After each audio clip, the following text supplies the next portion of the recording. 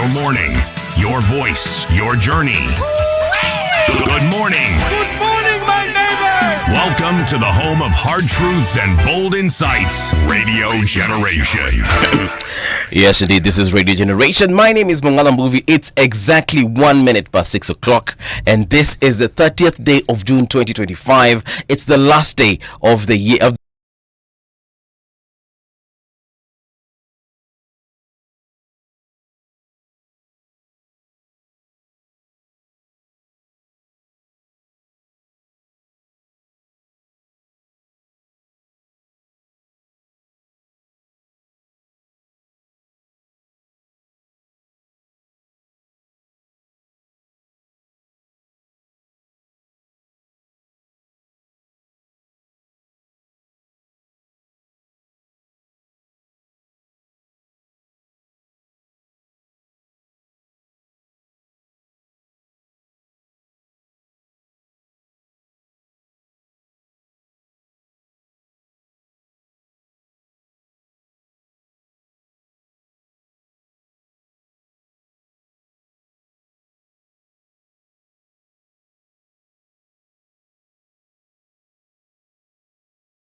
About you? Of course, my weekend was quite okay.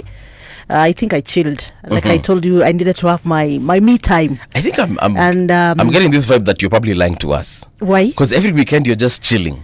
Every weekend you're having me time. Last weekend I told you that it was an eventful weekend.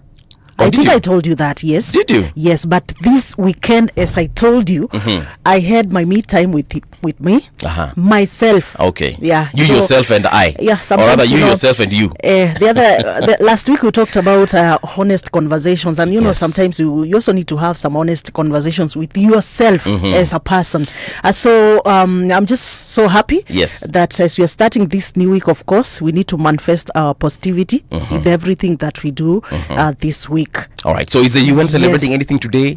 Is it like World Surgery Day? Is it World Knee Day? Is it World Eye Day? Is it World Day for the Hair? What is the UN celebrating today? Let me check for you what we are celebrating today. In advance. No. Wacha tuangalie pale, but meanwhile naweza kumbusha watu wanatupata wapi kule kwenye social media. Right, or you can also find us on our social media pages. And by the way, guys, we are live on YouTube.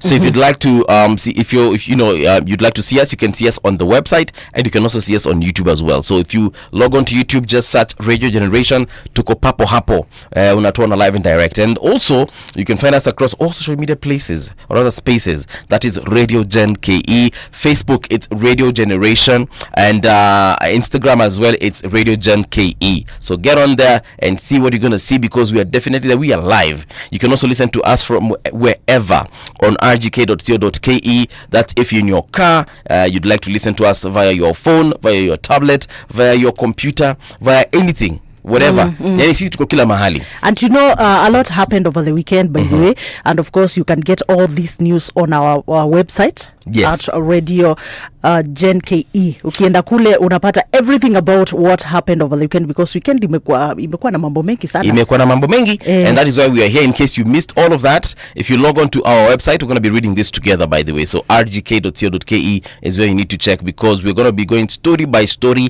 letting you know what's been trending, what's been making headlines, and if there's something you definitely missed, it's definitely going to pop up there. And you can continue checking that website regardless. Regardless, even after the breakfast show, please do check it out. Speaking of which, we shall be having awesome guests as well this particular morning, this being 30th Monday, June 2025. Let me just tell you who's going to be here with us, so that you can at least be abreast and just do something called Garissa kidogo in case you have any questions. So we shall be having Yes, I'll be telling you who exactly we shall be having. But as we do that, let's also know where you're listening to us from. So if you're, for example, if you're listening to us from Wajir, let us know. If you're listening to us from Nairobi County, pia utuambie. If you're listening to us and you're using the website, for instance, and you're in the diaspora, please let us know. So our first guest for today will be Mzalendo Mutemi wa Kiama.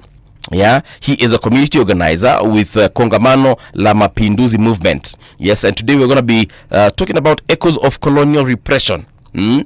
Colonial repression, I'm sure is a word you've heard in the last couple of days. Neo-colonialism and all that. And then we shall be having Abdullahi Alas. He's going to be here. Actually, he's the first guest. He's our first guest. Mzalendo is our second one. Yes. So Abdullahi Alas is a governance analyst and executive director, Elite Crew Consulting Limited. And the topic today is basically we're asking ourselves, are we getting the priorities right as a country? Priorities when it comes to governance, priorities when it comes to just you being a citizen, also your responsibility. Let's not be in the habit of just pointing fingers at authorities, pointing fingers at the police, pointing fingers at the government. Let us focus also on just making our mark and ask ourselves, are we heading in the right direction as a country? And a country doesn't have just the government, it has the citizens. Yes. And everybody, of course, has a role to play. Definitely. Yeah, let's not just be pointing our fingers at the government alone. We also need to recognize that we all have responsibilities in making our country a better place. Well, today the world is celebrating different days. I mean, special days for different events. And I'm looking at this one. Today is International Day of Parliamentarism. Okay. Yeah. So that means parliamentarism could be the Senate, could be the Parliament, could be Congress, like in the US. Yes, okay. This now the day is meant to recognize the importance of parliamentary institutions worldwide. Okay. Wasema wabunge wamekumbukwa. Lazima wakumbukwe kwa sababu they play an integral role. They play an integral role. Of course, yeah. In governance and of course in legislature. So they need to also, and I think this is a day specifically for them. Yes. To be also reminded by themselves within their own ranks the kind of responsibility they have in, for example, here in Kenya. Yeah. They need to understand that they have a very critical role when it comes to things like just passing laws and ensuring that they create the right kinds of laws that will benefit mwananchi. You understand? They also need to understand that they are servants to mwananchi and not the other way around. But also for us as, wananchi, we also need to be reminded that we need to make very, very critical decisions when it comes to deciding who's going to be in Senate, who's going to be in the National Assembly and the County Assembly as well. Yes. Yeah, because it's also a parliament, right? It's a county parliament. Yeah. So, but also it's also another important day. It's a special day for social. It's called Social Media Day. Yeah, celebrates the impact of social media platforms on communication and global connection. Yes, social media a very important tool. Yeah. It can make or break. People have done businesses on social media. Yes. And I'm happy for everyone who's making money through social media, from YouTube. People who are creating content and they're making money. Influencers on Facebook, on Instagram, on X, on TikTok. Every single day they wake up and that is their office. And they do well. But also let's remember it's a place that has cost people a lot of grief. For example, we have bullying happening on social media. Yes. People are trolled. People are body shamed on social media. So that is also another aspect of that tool that we misuse. And I think it's time that we become responsible. Sometimes, I log on to Facebook. Actually, not just Facebook, all social media. And I see people being insulted, bullied. People are using very hateful words against each other, and I wonder why would, saa zingine inakuanga unprovoked, like mtu ameamua tu kuingia kwa page ya Triciah amtukane, ameniona tu hapo ameanza maneno. Well, it is important also to note that social media is here to stay. Yes, yeah, it's here to stay, and if in any case anything that can happen to social media is that it's going to inaendelea ku evolve. Yeah, yes, inaendelea ku evolve because as technology also advances, you need to understand that things will continue evolving. And I remember then when Facebook came, so many people feared joining Facebook. Why so? Well, there's that fear of the unknown. You don't know what is this. I think the only people who feared social media and Facebook specifically, like you're saying it, is our parents. No, even us when it came, actually before you started, we didn't know, okay, where are we going? Where are we headed to? Now, I'm telling you, when TikTok came, when TikTok came, I'm telling you, so many people were hesitant of joining TikTok, by the way. Yeah. And ndio baadaye mpaka makampuni akakuja kaona, kumbe this is a place we can connect with the people that we need to talk to. Governments wakakuja wakarealize kwamba kumbe this is a place I can be able to talk to the youth, to the Gen Zs. Actually, TikTok has created more superstars than all the other social media spaces combined. Yes, so I think these social media platforms, they are so important. They are not going anywhere. We just need to learn how to embrace them, and we just need to Okay. Like actually we need to look at the vices that are brought by the social media platforms, so that now we can see how can we counter this. I know in China we know this like the TikTok tunajua ilitokea na huko, but then now you realize them nasikia wanatumia another one, not what we are using. Like them, they are able to, the government there is able to regulate what happens on that platform. And like in our country, I know there's sometimes back the government maybe tried to, I remember the MPs, people were pushing for, because I remember that then kulikuwa na a lot of dirty content on TikTok, and people were like, okay, what are we going to do to our young people? Like tutafanya nini with this platform? I know they try to look for a way kuangalia vile wanaweza ku regulate ama kufunga, actually shutting down. You remember in US sometimes they did shut down. They wanted to shut it down. They regulated. Actually they put some regulation on it.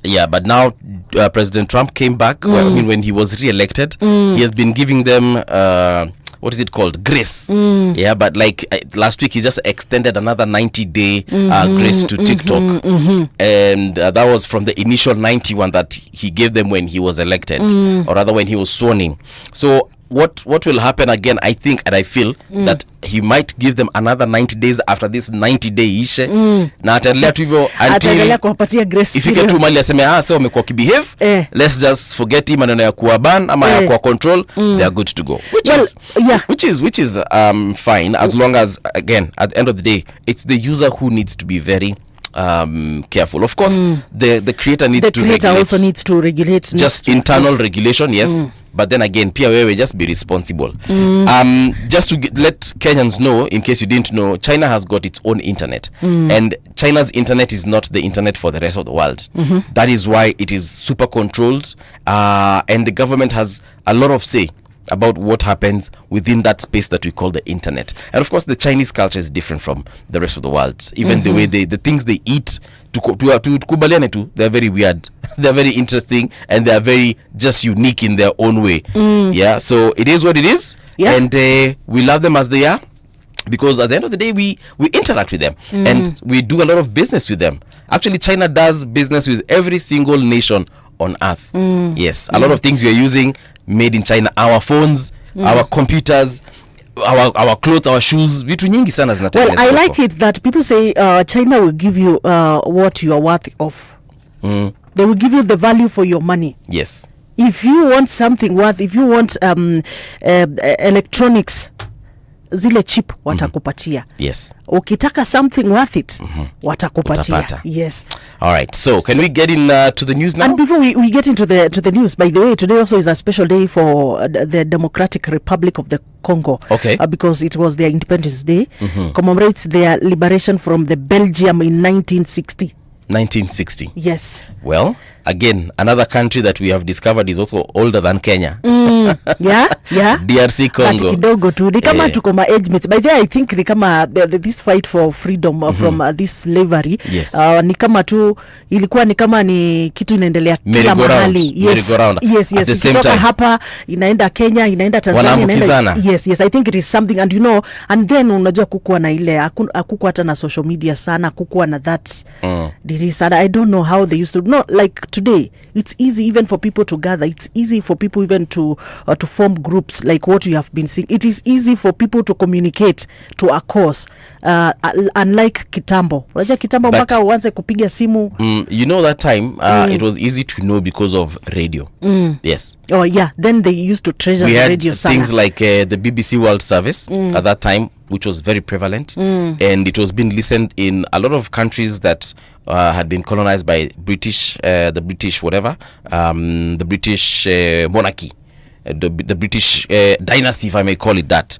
So as anywhere where the British were, kulikuwa na BBC World Service, and also other countries that were not necessarily with the British, colonial masters, they also had, countries such as Germany and Italy, Belgium, like you've mentioned, but still they would access British World Service. Again, it is a world service, and that is why at that time it was being listened almost everywhere, and it's been listened to date in a lot of places. So that's how they got to know the news. The train today taking us somewhere, and taking us to one Martin Luther King Jr., who said, you don't have to see the whole staircase, just take the first step.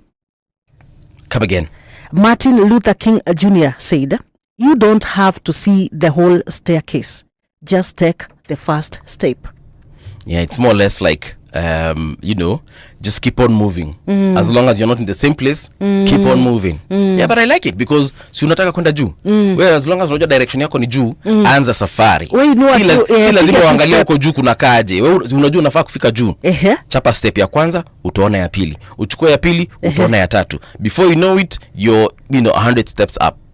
Okay. That's how I get it from, that's what I understand from that. You know, there are some people who want to wait for things to just, to be just clear. There are sometimes you want to, like you have a dream, you want to achieve something, but you just want all the signs. Zitoke, ndo sasa useme, okay, so this is the direction. Utawai pata kila kitu at the same time. Yes, even billionaires, they do not know the future. Yes, they invest and hope that, things will work out. You just pata watu wengi wakisema ati, sitaki kwenda shule kwa sababu hakuna makazi. My friend, wewe enda shule. Watu wengi wanasema, sitaki kupata mtoto sababu pesa itatoka wapi ya kumshughulikia. Well, I mean, it's a good thing that you're thinking about the future for sure, but I can assure you, get it from people who've been there, done that. Wewe pata. I don't want to marry. Nitalisha watoto nini? Ama nikioa sasa tutakula nini? Actually, when you come together as a couple, things just work out. Muna share ideas, muna share brain. Na before you know it, you guys have literally, made it in life. Are you speaking this from experience? Yes, I am speaking from experience. Okay. Yeah. Okay. I know of a lot of people who have either not settled down because of that fear of the unknown. I can't settle down because sasa hata sina kazi mimi mwenyewe, or I can't even date because sijui nini. So I mean, at the end of the day, bana, focus. Do whatever you gotta do. Yeah. All right, so it's time for us to get onto the news. rgk.co.ke at 18 minutes past 6 o'clock, and this is what is currently making headlines right there. Health Cabinet Secretary Aden Duale has made a statement about the protests that happened on June 25th, and this is the headline. CS Duale slams June 25th protests as unconstitutional and calls for arrests. Now, Health Cabinet Secretary Aden Duale has spoken out strongly against the destruction and violence witnessed during June 25th, asserting that the demonstrations went beyond the bounds of constitutional rights and violated the very principles of peaceful assembly.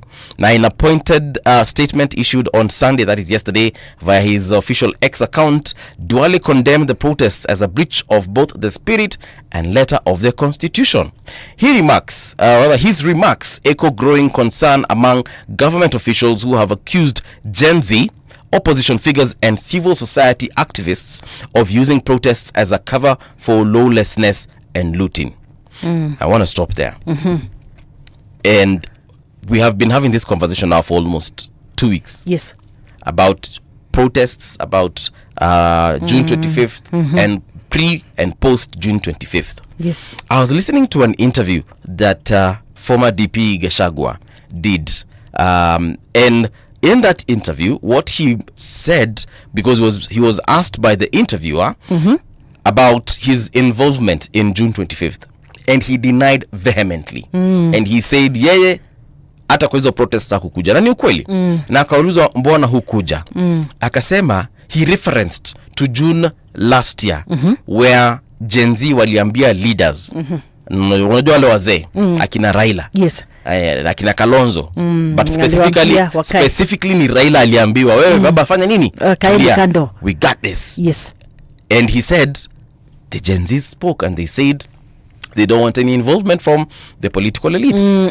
Let's remember the when we say Gen Z's here, we don't necessarily mean that Gen Z, as far as I'm concerned, as Paul Mungala Mbuvi. I believe now it's a Kenyan thing. Yes. Because tuliona wazee pale, sijui kama uliona wazee. Wapo tuliona sio boomers au what do we call them, sio ni boomers. Niliona akina babu zangu pale wako pia kwenye streets, niliwaona. Yes, the millennials of course, and then I saw the millennials. Yeah, I saw people my parents' age in the streets of Nairobi, and I saw people who are younger than myself. I saw millennials, and I saw Gen Zs for sure.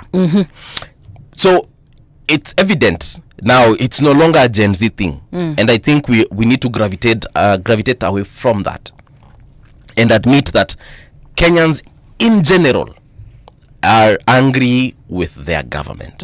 Right? So that said, coming back to the sentiments of CS Duale. Well, even before you continue, I think whatever the Gen Zs are fighting for, it is not for Gen Zs alone. When we talk of the high cost of living, it is for all of us as Kenyans. Yes. Hakuna vile utasema ati Gen Zs wananunua mkate yao tofauti na mkate ya boomers. Yeah, so the things that Gen Zs have been agitating for are things that are common to all the generations. Yeah, so when CS Adams accuses Gen Z, yeah, kidogo hapo I'm thinking no. Hapo sikubaliani naye. Gen Zs are now just they started it fine, but everyone else joined it. Someone had to start it. This is a Kenyan's affair. All Kenyans affair. Someone had to start it. Yes, and it's just that it's the Gen Zs who started it and everyone else joined it. And people are joining in different capacities, right? Of course. There are those who are going to the streets. There are those who are, keyboard warriors, like we like to tell them. We have the church. Church is praying for people. Yeah. Church is making their statements in various places. We also have the imams and the sheikhs, and everyone is speaking from every direction. So it's a Kenyan thing at this particular point. Anyone who's saying it's the Gen Zs, they are young, their blood is on fire, huyo ni clearly mtu haelewi shida iko wapi. Ni mtu haelewi mahali moto ulianzia na mahali umefika sasa hivi, because they just sparked out things, yeah. Yes. And now the Kenyans are took over. The Kenyans who were not able to talk, to speak, walipatia at least wao walituanzishia, and now Kenyans are able now to speak out and say rais hapa tunafinyika. Now everyone else is saying that the violence was state sponsored. Of course, there are those who are blaming, again, Gen Z opposition, But the former DP, of course, also said this was state-sponsored, and he gave reasons as to why he's saying that these protests were state-sponsored. He talked of why would a goon walk side by side with a police man? Yeah. True. Why would a goon, goon tunamuona vizuri anaiba, mbona hawajashikwa? Na askari wanaacha, lakini askari watafuata yule mtu ako pale amebeba bendera na maji. Lakini mtu anavunja dirisha ya mtu ama anachoma gari ya watu, haguzwi. Anaachiliwa aendelee. Lakini the peaceful one, for some strange reason, anatakiwa. So and yeah, I agree with him on that particular point. And I think after people have complained, and after people have pointed out that we need to understand who sponsored these goons. I think you remember yesterday, if you saw the news, I think they said that they will go after the goons now. Well, I hope they do. Did you hear them say that they will be going for after the goons? And there's a question that DP Gachagua asked in that interview, and I was like, he's making a lot of sense. And this is a question he asked. Aliuliza the interviewer, if I as Gachagua has sponsored the Nini, and the government has got intelligence, because they say they know it's the opposition, they know the specific people, why haven't they arrested me? And I was like, that is actually a question that makes a lot of sense. If they know it is Gachagua or Matiang'i or Kalonzo, the point is wanajua. How comes no one has been arrested? And he also said something else that, again, it just, for me, I'm thinking, this guy is actually talking a lot of sense. I don't necessarily agree with Gachagua on a lot of things. A lot. Kuna vitu tu nasikianga akisema and I'm like, but hizo zenye alikuwa anasema kwa hiyo interview, kidogo mimi nilikuwa nakubaliana nazo. Swali lingine aliuliza, mnajua wenye walifanya hizi vitu, mbona mjawashika? Akasema DCI na NIS wanakuanga na intelligence. Or rather wanafaa kukuwa na intelligence. Hao ndio wanafaa kujua kutakuwa na violence even before itokezee.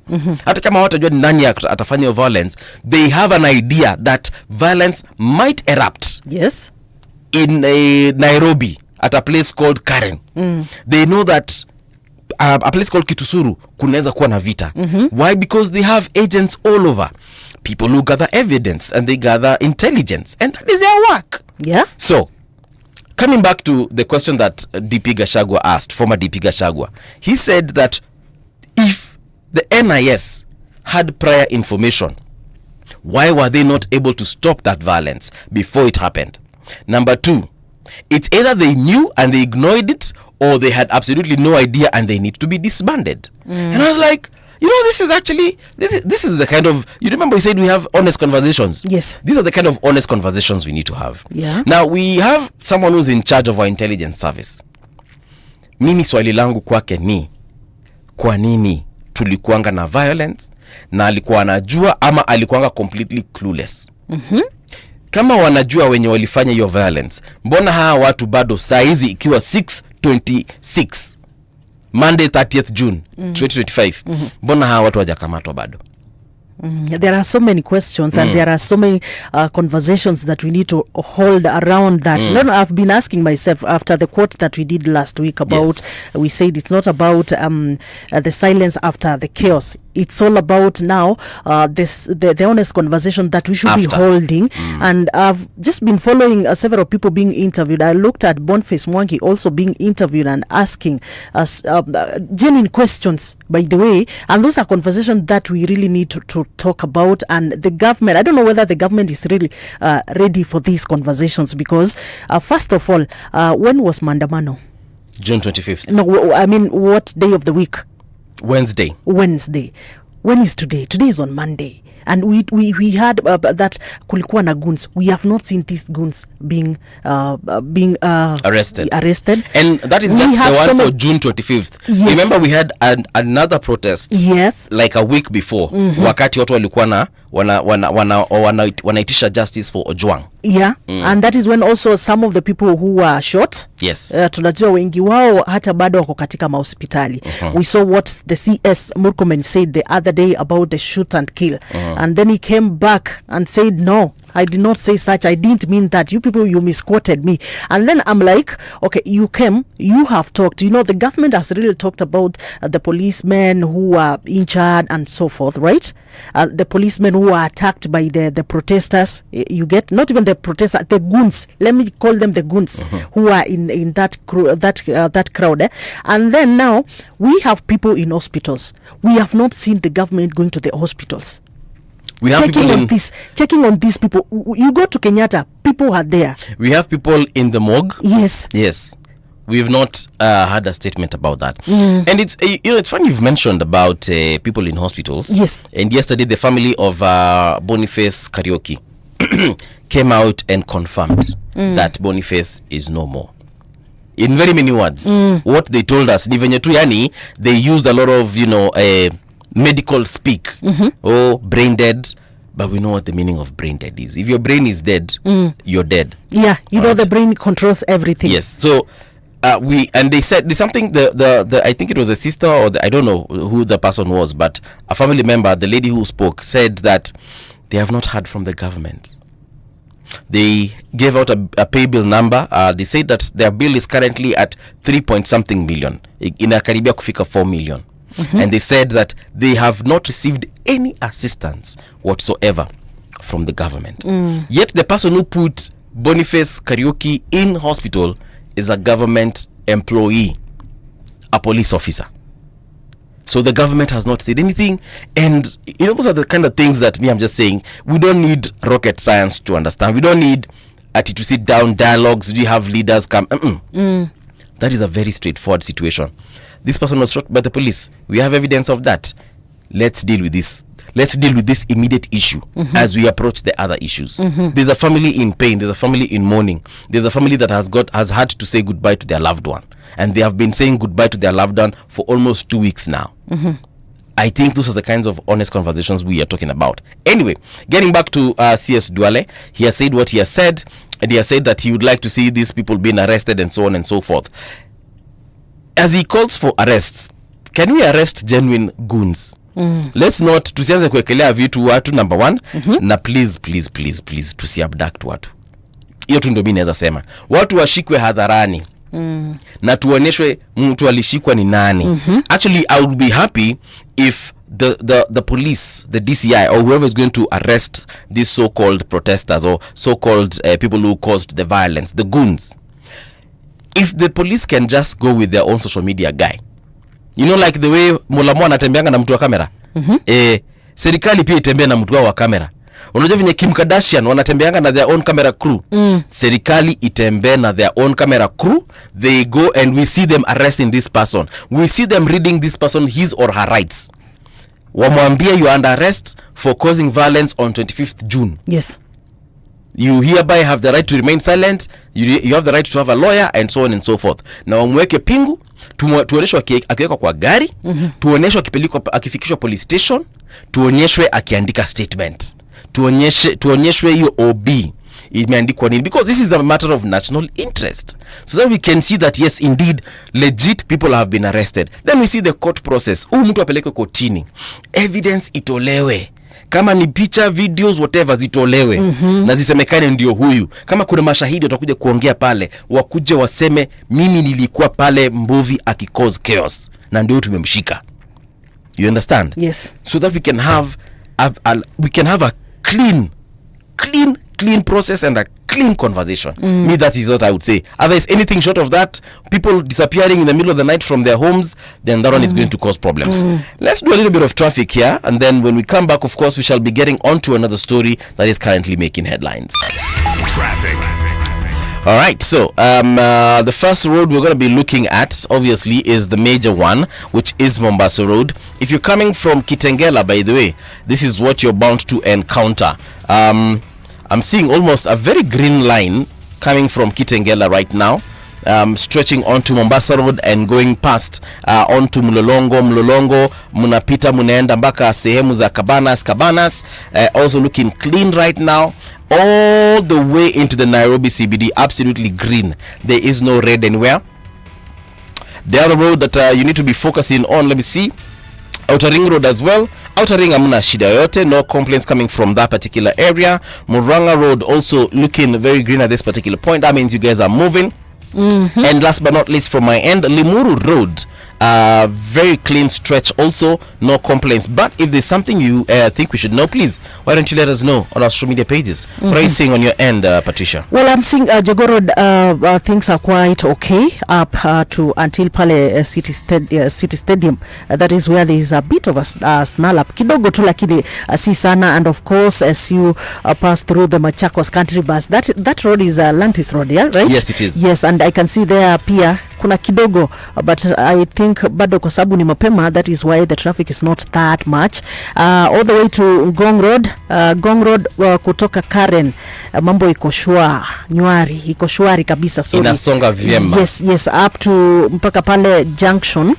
That is the junction pale kidogo, but because of the lights and of course kuna cops pale, and then all the way to Prestige pia kuna cops pale, and it's also a junction. And then as you get to town, that is through Community, hapo ndio kidogo kuna msongamano kiasi. So as you head there, ujue kwamba kidogo pale kuna msongamano, but it's not that much like we would see at around 7ish. Then all the way to Mombasa, lights Kengeleni kwa sasa ni kidogo tu, msongamano kidogo tu. Yeah, and then pale ferry zipo 4 zinahudumu kwa sasa hivi, so kila kitu kwa sasa kiko shwari. All right, again, just a reminder, if there's anything you think we should know, yes, just let us know via our social media pages. We shall definitely update the rest of the country. Traffic on Radio Generation. The conversation goes on here, and it's about what is making headlines all over the world. And we're just talking about Kenya here specifically. CS Duale, of course, slams the June 25th protests as unconstitutional and calls for arrest. And we have said if anyone is going to be arrested, please let it be a legit goon. Yeah, people shouldn't disappear. People definitely shouldn't be abducted. All right. So there's another story here. And even before we continue with that, I think also the former Prime Minister Raila. Raila, yeah. Yes. Jana pia niliona akizungumza kuhusiana na the shoot to kill order. Command ama order, and he said, I remember akisema pale shame on you. But ni kweli. Shame on you. CS Murkomen appeared before Senate a couple of weeks ago, and he said he doesn't have the authority to command the police. Yes. And then he just gave a shoot to kill order on Friday. Sasa unashangaa. You say one thing and you do another one. So what are we saying? It's either you can command them or you cannot command them. And of course he said, what I meant was, apana, you should never make reckless statements or sweeping statements, especially for someone in his position. Mimi hata pia mimi niliona nikaona ni kama hapa tuna joke.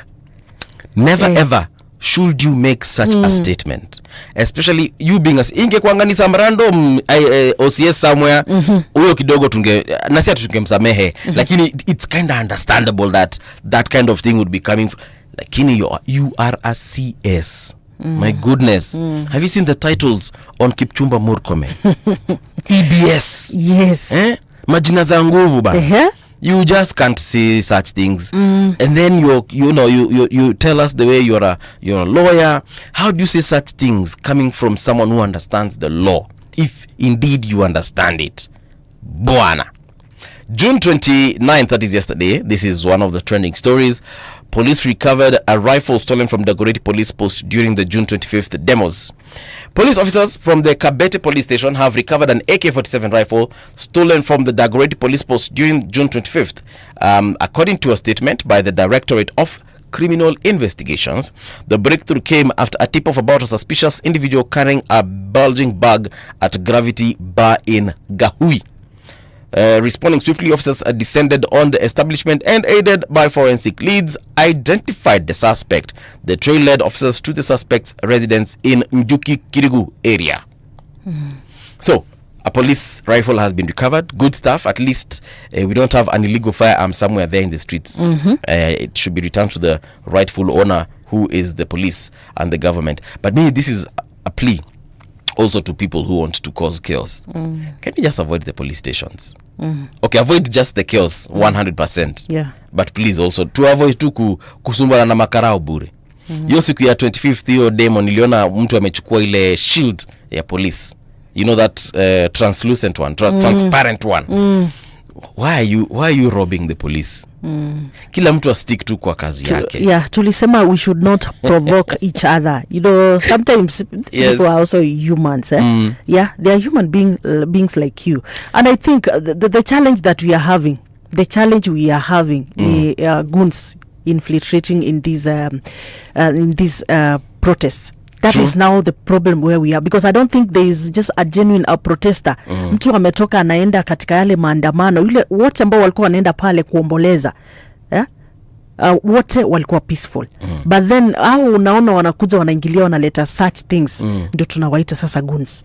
Because I don't think when people are planning these demos, watu wakiambiwa tutoke tunaenda, I think there is usually an objective. There is a theme to every walk, to every protest, to every demo. So when you go there na then you realize that kuna watu wengine kazi yao wao ndo wanakuja kuprovoke so that violence ianze. Now niliona police constable Emily Kinya, yule ambaye alitandikwa na raia sana hiyo siku ya maandamano. I sympathize with that woman because when she explained her ordeal, I honestly felt for her. We saw now a complete video because the first video that was released on 25th wasn't necessarily giving us a full picture, but we did see that the police were overpowered by the public. Then they retreated. In the process of retreating, this police officer fell, and when she fell, people descended on her. I want to commend those ones that came to her aid, to her rescue, the ones that were telling people wachaneni na yeye. You could clearly hear screams from others saying tumuwe tumalize. Yeah. Guys, life is very precious, bana. Regardless of who is on the wrong. It doesn't matter whether it's you or the police or a goon. Life is very precious. You just don't take it away like that. Now, I again commend those who came to her rescue, tried to stop people from doing something very bad to her. Now, she came out explaining the fact that, or rather telling Kenyans the fact that she's a mother of 2. And that's one thing we usually forget, that police are also human beings. We only see them in uniform and we see what they represent. Yes, for a very long time, we've not had a good relationship with the police. Yes. Let's be honest about that one. But when you strip away that uniform, yule ni mama ya mtu. Yes. Na watoto wake wangependa kumuona. And she looked pretty young in terms of her age. I don't know if her children they could be probably preteen or maybe they're teenagers. I don't know, I could be wrong on that. But even if they're old men, the point is, man, this is someone's man. You know, I was following up on conversations on X, and people have different people wanaongea kule. Watu wanasema the police also needs to remember that to know children, that we are also people's husbands, we are also people's mothers, and some were celebrating, saying that is how we usually feel. Yeah, if you look at the reception of that ordeal to different Kenyans, utapata watu wako na maoni tofauti, and utapata kwamba watu Kenyans kuna watu kule wako na wana mauchungu mengi sana. Just like we have goons within civilians, we also have just rogue people within the police. So not everyone is rogue. Not every, yes. Me, I know of policemen, friends, good friends of mine. Forget my relatives. I have relatives who are police people, police officers. But I also have friends who are cops. And I can assure you, these guys, apart from just their training, deep down, they are 100% human beings. It's just like if you're a radio presenter, there's a personality that comes with that being a radio or TV personality. All right? Same thing with an artist. Ukikana Calligraph Jones, utapata, apart from being the musician, he's just another human being. Ukiketi na mtu ukiketi na watchman, for example, apart from him just being a security guard, that person has got real human stories. Like, he'll tell you things about his childhood that you can actually even probably connect with. So all these people it's just titles that we have. It's just labels that we have. But at the end of the day, we are 100% natural, you know? 100% natural. We're just human beings like you and I. Yeah? So please, bana, ukipatana na hawa watu, tafadhali jua tu ni nani, binadamu kama wewe. Yes. And I'm also calling out on the people here who raped women during the maandamano. Girls during the maandamano. Surely, is this where we want to go as Kenyans? You know, that's another conversation altogether. That's another conversation. Is that what we really want to start? That's a different conversation. I'm telling you, that one needs an entire day for itself, and I think we will dedicate one of these days this week to just talk about gender-based violence, regardless of where it's happening, and whether it's happening, whether it's happening in maandamano or it's just happening in the home. Yes, because it also happens at home. It's so bad. Yes, it's so bad because some of these rape cases were gang raping. It's so unfortunate. Manze, kama uko hapo nje and you know you're one of these people ambao mnatumika, unaambiwa nenda ukakause violence, go cause chaos, you just need to sit down and think, what if huyo mwenye amefanyiwa gang raping is your sister, is your mother, is your daughter? True. How would you feel? That one, I'm telling you, hey, we will need a proper sit down to just, because it's not a conversation we can finish even in an hour. Yeah. Haya, wakati wakiingia kwa magazeti. Well, before we continue we get into the newspaper, this one story that is worth noting. The Kenya Defence Forces personnel from July 1st will begin to foot their own meal costs as the Ministry of Defence scraps the long-standing exchequer-funded lunch program. Wanasema the transition to a pay-as-you-eat model sparked concern among the junior ranks, of course, kwa sababu unajua sasa wale ambao wako kwa ranks za chini, of course, you know they are mfuko si hauko sawa sana. Yes. So kumaanisha kidogo wamepatiwa nini? Wataongezwa mshahara, because kama sikuwa na buy lunch for the last 20 years I've been in the army, then suddenly I need to buy my own lunch. We have a problem. We have a problem there. So I hope mshahara imeongezwa to accommodate for that lunch. The Standard says no thank you. Hapa wanaongelelea nini? Hapa wanaongelelea the statements of Kipchumba Murkomen, the shoot to kill order. Now, this is what some of the cops have been captioned as saying, let's not let anger get the better of us. We must learn how to manage our frustrations constructively. That is Stella Cherono, Police Commander, Nyandarua County. When you see the police, don't run. That's the image we want to build. Even a thief, there is no law that says when we catch them, we must kill them. Everyone has rights. This is William Kiambui, OCPD, Kinangop in Nyandarua.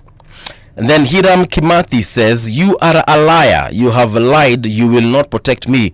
All you will protect are your interests. I will be sacrificed in court before a judge and I will be sentenced to prison. That is a police constable telling the CS. I saw that video. I saw that video. Yeah, watu wanasema kweli. Na ni kweli, by the way. Yeah. Wameambia mheshimiwa tafadhali hapo kidogo hatukubaliani na wewe. And I'm glad, I'm happy that and these are just the 3 cops that have been, captioned. Lots of them. Eric Omondi did ask for videos on Thursday, and he got numerous videos that he shared on his timeline, on his social media spaces, of just cops saying that, look, I'm not going to shoot anybody. I'm going to ignore that order. Yes. And I think that should be the way. That should be the way forward because kuna sheria. And I think kuna sheria. Yeah, kuna sheria. Katika ile sheria, that is what we are supposed to follow. Actually, askari wote, hawa wote wenye walisema hii mambo ya they won't do it. They came out and they said there is nowhere in the law where we are told shoot to kill. Tena shoot to kill somebody approaching. You know the statement that he used, approaching. Of course, he corrected himself and said, no, what I meant was someone mwenye anakuja kukozu uhalifu kwa police station. Sija kuambia uende huko nje ufanye nini? Utafute drama, uanze kuua watu huko nje bure. Amesema mtu yote anakuja kwa kituo cha serikali, anajaribu kufanya nini? Kuharibu. Huyo ndio utafanya nini? Pambana na yeye. All right, so there we go as far as the Standard is concerned. And there's another one here still on the front page. As man police shot all but dead. We did talk about this, Mr. Boniface Karaoke. Reeling from the arrest and prosecution of Nairobi Central Police Station OCS and a police constable following the death of Albert Juang at the station, police officers have come out, some boldly, others on condition of anonymity, to rubbish the shoot-to-kill order by Interior CS Kipchumba Murkomen. Cases of politicians and senior officers using junior officers to commit crimes and later abandon them to serve jail terms have been cited as police urge their colleagues to be guided by the law. Yes. So, the lady that spoke on behalf of the family of Boniface Karaoke is Emily Wanjira, who said that he is still under the life support machine, but we have now confirmed that he is brain dead. So since Kenyan law does not allow us to switch off the machine, we have been told to wait for his fate. This is Emily Wanjira, family spokesperson. Indeed, a sad moment for this family. And if we're being honest, it's a sad moment for the rest of the country, because this could have happened to any one of us, any single one of us.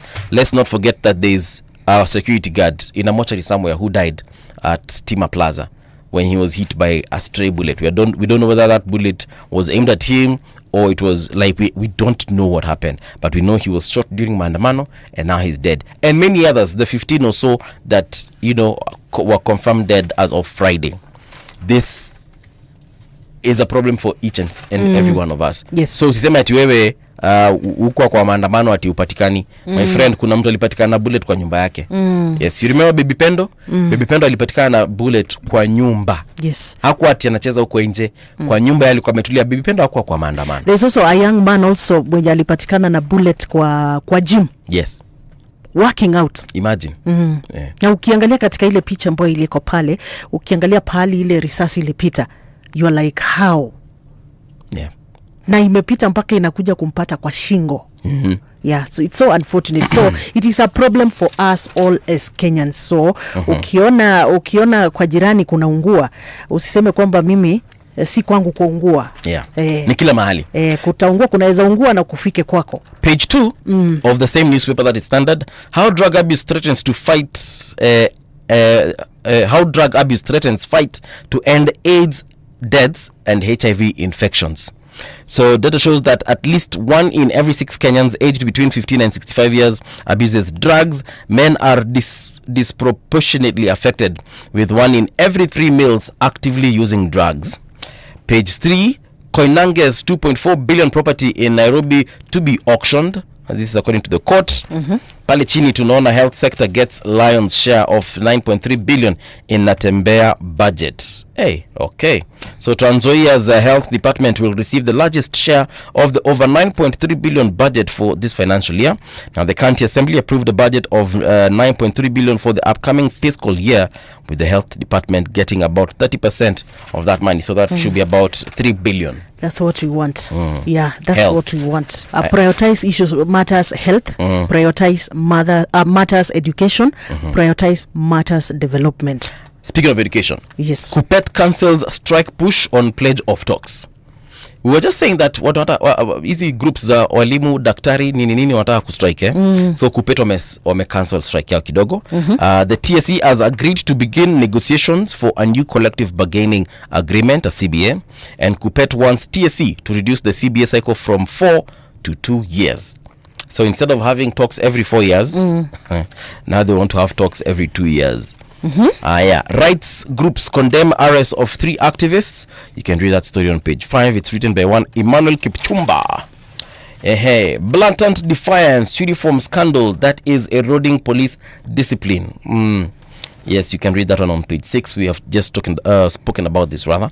Isiolo governor's fate in the hands of Senate. Isiolo Governor Abdi Hassan Guyo, appeared at the Senate before the Senate County Public Accounts Committee at Bunge Tower Parliament last month, and now he is set to meet Senate again to plead for his job. Last but not least, how revolt against tax bill soured Ruto's relationship with the youth. This story is on page 8. You all know about this. Everything is just about maandamano. Tuliona Matiang'i jana akasema end the blame game and start talking. A very good suggestion there, but we need more. We need more. We need to see these leaders actively doing their thing. Yes, Kenyans will be out there in the streets, like Kini. We also need the leaders to actively give whoever is giving us hell sleepless nights. Well, still on that mambo na budget pale hivi, there is also a story here about on the Star newspaper about the households taking the heat despite soft tax punch. Kumbuka tuliambiwa kwamba they are not going to tax us more. They are not going to increase the taxes. Yes. But then somehow that tax imekuwa increased through just some other taxes around the budget, around the bill, right? So a lack of pay rise exposes Kenyans to shrinking buying power, and of course that one tunajua pia, because who's gonna rise your salary wakati ambapo the company is not performing well? When the company is not making a profit, is not making revenue as before, who is gonna add you a salary? Who's going to increase your salary? No one. Nobody. So somehow you realize that we are still taking the heat of taxes on other areas of the budget of the bill. Yeah. So other news is mask hawker Boniface Kariuki is brain dead, says family. That one we've talked about. We already talked about that one. Then Cham Blitz, Gachagua Kalonzo team in week-long Rift Western tour. Wameenda kule kufanya tour na tunaona watu wamesema kwamba tuache kufanya siasa mapema, but it already started. Yeah, ishaanza na tunaenda mpaka 2027. And then on the Daily Nation, how senior schools will be categorized. Career pathways include STEM, social sciences, and arts and sports science. Secondary schools that will transition into senior schools in January 2026 have been grouped based on their ability to offer various career pathways and subject combinations under the competence-based education. Yeah. Then to nangalia pale what they are saying, old national schools they will be categorized in the cluster 1, then extra county schools cluster 2, county schools cluster 3, and sub-county schools in cluster 4. Well, we are going to read more of this story on page 4 of the daily newspaper. Then still on top of Daily Nation, we had already talked about the KDF lunch. The end of the food subsidy plan. Wakati tunajua ilianza sometimes back, na ikafikia mahali kwamba now wameambiwa, these talks have been there by this since last year about the removing that subsidy plan, na finally imekuja kupita, that is in July 1st. Kila mtu atakuwa anaanza kujipanga, and now we are looking at how this is going to affect the that is from tomorrow, July 1st. Yeah, the execution of their duties. I'm looking at how this is going to affect, because imagine kuna polisi watakuwa wana miss lunch. Then now you look at the nature of the job they are doing. Well, I don't think they will miss lunch per se, especially now that they've been given an advance warning. But just how sustainable is, and that's why I've asked watuongezwa mshahara. Nimeuliza kama watuongezwa. Ndio unawaambia sasa mtakuwa mnapatiwa lunch, na nimesema you can imagine umekuwa ukibaiwa lunch for the last even 10 years, even 5 years. Wewe uliingia jeshi ukapata lunch inapeanwa tu. Then suddenly now you're being told kutoka kesho wewe jua tu lunch lazima ujipange. And I'm sure of course sisi kwa news ndio tumejua tu saizi, but I'm sure it's probably a conversation that had started a while back. That conversation has been there since last year actually. Exactly. I remember it was just all over since last year. So I think of course psychologically they must have been prepared. But now the problem is wameongezwa mshahara to accommodate that. The problem is you might be psychologically prepared, and again the issue of now the salary. Hata kama umeni prepare psychologically na huja niongeza pesa, it means itafika hiyo siku hata mimi mwenyewe nishajipanga nikasema okay sawa, si hata kuna Wakenya wengine wanaruka lunch. Hata mimi naweza ruka lunch. Mtu wa jeshi afai kuruka lunch. Anyway, tutaona. Hiyo tunatafuta mtu wa jeshi atuambie how they'll handle that. Well, on page 7 of the daily newspaper says why youth-led movement has challenged old political guard. Traditional political kingpins are staring at diminished influence as Kenya's youth threaten to disrupt their strange hold on ethnic voting blocks. Well, I like by the way the disruption that the Gen Zs have caused. Yeah, I just like that disruption. Unajua kuna vile tumeishi tukijuanga, tunajua this is the kingpin of Sibiu Kambani, this is the kingpin of Luoland, Sibiu wapi, but I like it that hao wamekuja wamesema kwamba kuna issues za tribes, hakuna sijui nini. So if it is voting, tutakuwa tunaangalia ni kiongozi gani tunataka kuvotia. Inafaa kwa hivyo from the very beginning. Yes. But now our politicians of course they did this intentionally. Hii ya kuleta, and that is the reason why kumekuwa na inequalities in terms of development and so forth, because kila mtu anavutia kwao. Yeah. Mtu wetu, unajua you keep on saying hapa stories za mtu wetu. Mnaona vile tulifanyiwa na ni wewe umefanyi? Si watu wenu wamefanyiwa. Wanasema wao tuna need kuingia kwa serikali. Yes, na ni wewe unataka kuleta maendeleo. And I'm thinking, hey my friend, we voted regardless of who is where. And that person should be working for everybody. Whether we have a CS from our area or not. Whether you have a PS from our area or not. Whether the police inspector general comes from our area or not. We need services. Basically, this is what is making most of these political kingpins or political tumewajuanga. That's what is making them try to become friends with the Gen Zs. True. Mbona vile wamejaribu ile, and they can't. They want to seem like wanapenda Gen Z sana. They won't now at this particular rate. Especially if you are not standing with the people during their hardest time. Itakuwa ngumu sana kukua mabeste na wao. Itakuwa ngumu sana. And you know people have we've been seeing how people vote in parliament. Yes. The kinds of bill that you introduce in parliament, what you're doing in the Senate. We are seeing how you're receiving brown envelopes. We are seeing everything. We are seeing when you go to who goes to State House to seek favors and who is just working. We see all these things. And come 2027, the people's voice shall be heard. Yes. Wewe endelea. By the way, mimi naambianga watu, hizi drama nyingi tuko nazo hata tufai kuwa nazo. Yes, tuongee, tupige kelele, it's our right, lakini at the end of the day 2027 msema yote.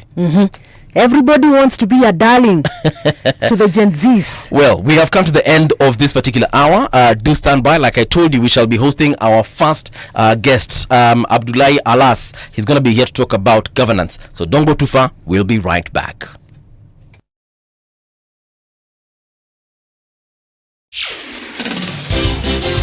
It's 7 o'clock. Radio generation, the sound is fine. Pump it up, turn it high all the time. Let the music move you, let's sway. Radio G's got your jam all day. Radio Generation, the home of urban soul.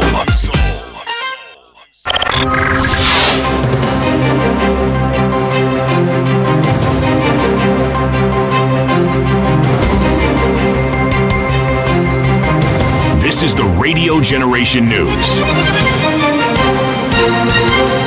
Good morning, I'm Winnie Maganga. The family of Boniface Mwangi Karaoke, a street vendor who sustained a gunshot wound to the head during the anti-police brutality protest in Nairobi, has confirmed that he is brain dead. Speaking during a media briefing on Sunday, family representative Emily Wanjira said doctors at Kenyatta National Hospital had delivered the devastating update. Requesting is justice for Boniface Mwangi Karaoke. That's the only thing we need, justice for our child. She explained that while Mwangi's vital organs remain functional, there is no brain activity. Mwangi's father, Jonah Karaoke, said the family had been called to the hospital at midnight on Sunday and informed about his son's condition. Mimi ndio baba ya Boniface Mwangi. Na tuliitwa, nilipigiwa kama saa 6 usiku. Kaambiwa tukuje tuongee na madaktari. Na tumeambiwa brain yake haifanyi kazi. Sasa tukujua kuanzia hapo sasa ni gani. Tujaambiwa ameondoka, lakini tumeambiwa brain yake haifanyi kazi, lakini roho inapiga. Sasa hiyo njia nyingine usaidizi kutoka kwa Kenya atusaidie kulingana na hiyo process na hiyo bill. Lakini tuigawa tujaambiwa kabisa ni ngapi inatakikana. National Assembly Majority Leader Kimani Ichung'wah has taken issue with sections of the clergy whom he accused of encouraging anti-government demonstrations. The Kikuyu MP warned that such rhetoric risks inciting unrest and economic disruption. Speaking during a Sunday service in Kapsabet, Ichung'wah said it was regrettable that some religious leaders had, in his view, embraced voices that embolden young people to take to the streets, leading to looting and destruction of businesses. He urged the clergy to guide the youth toward productive engagement rather than street protests. Former Interior Cabinet Secretary Fred Matiang'i has voiced deep concern over Kenya's current state, warning that the country is veering off course. Speaking in Thika Town on Sunday, June 29th, after attending a service at PCA Thika Church, Matiang'i described this period as a moment of national reflection that requires leaders to put aside political ambitions for the sake of stability. And in saying so, we are saying this is a patriotic moment. It's a moment for all of us to cross rank. Wacha tuweke kando hata hiyo mambo ingine yote, siasa nini. We're talking about uchaguzi is 25 or 26 months away. Our country must survive first and we must be a stable nation before we get there. So let us not even stop talking about those businesses, about elections and stuff like that. Focus on the stability of the country, the welfare of our children. Matiang'i urged fellow leaders to focus on preserving peace and ensuring the well-being of citizens rather than fueling premature election discourse. Tuongee sisi wote pamoja. I don't understand why this is it's so difficult. But it cannot be that, when something happens like happened last Wednesday, we now begin saying things that are very important. The Kenya Union of Post-Primary Education Teachers is pushing for a transformative salary overhaul in upcoming collective bargaining agreement with the Teachers Service Commission, TSC. The union proposes basic salary increases ranging from 30% to 70%, with a bold 100% hike for the lowest paid teachers and a 50% boost for administrative roles. KUPPET also seeks a 20% increase in house allowances standardized nationwide to address varying housing costs. It is not our mistake that the Teacher Service Commission does not budget for this, yet they are the ones who are charged with the management of teachers, and those teachers who are going out for co-curricular activities are supposed to enjoy these perks. At the same time, leave allowance, we propose that it be paid an equivalent of 1 month's salary. A massive fire engulfed Marikiti Market in Kisii early Sunday morning, destroying property whose value is yet to be determined and leaving hundreds of traders grappling with significant losses. The fire broke out around 2 a.m., quickly sweeping through the market, which sits in the heart of Kisii's central business district. By the time the flames were brought under control, more than 300 stalls had been reduced to rubble. Fikia saa 8:30 nilipata simu ikiniambia kwamba njoo uone moto na inachoma vibanda. Nilipokuja sikupata hata kunuzuru hata kitu kimoja, maana moto huo ulikuwa unasambaa kwa haraka na kwa matuo, yani kienda kidogo inalipuka. And that's the truth on Radio Generation. Good morning, I'm Winnie Maganga.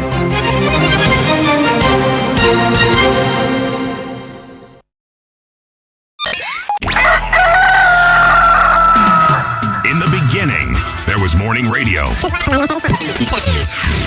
But now there is Radio Generation's The People's Breakfast. Curious and bold, getting facts from the shadows. That's what it is. Now, as the city wakes and secrets stir, a bright new voice shines. The People's Breakfast. Your morning, your voice, your journey. Good morning. Good morning, my neighbor. Welcome to the home of hard truths and bold insights, Radio Generation. Yes, indeed, this is Radio Generation, the home of hard truths and bold insights. The People's Breakfast is where we are right now. 88.8 in Nairobi, 89.5 in Garissa. But I insist, you can always find us on rgk.co.ke. Patricia is still here with us in the studio, and we are joined by our first guest for this morning conversation. He goes by the name of Abdullahi Alas. I hope I'm saying it correctly, sir. Yeah. Abdullahi Alas, he is a governance expert, and he says that he's a Hada from Mandera. Yes, you consider yourself a Hada. Hii maneno ya governance expert ni sisi tunakubandika. Vitabu tu tufunza. Welcome to Radio Generation. Thank you very much. Yeah. Good to reunite again after a very long time. Yes. Nice to see you again. Nice to see you guys. So we'll just get right into it. You said that you work, live, and more or less you're from Mandera, and that is where your businesses are. How is Mandera? Mandera is good. For the last 12 years we have had devolution. It has helped a lot.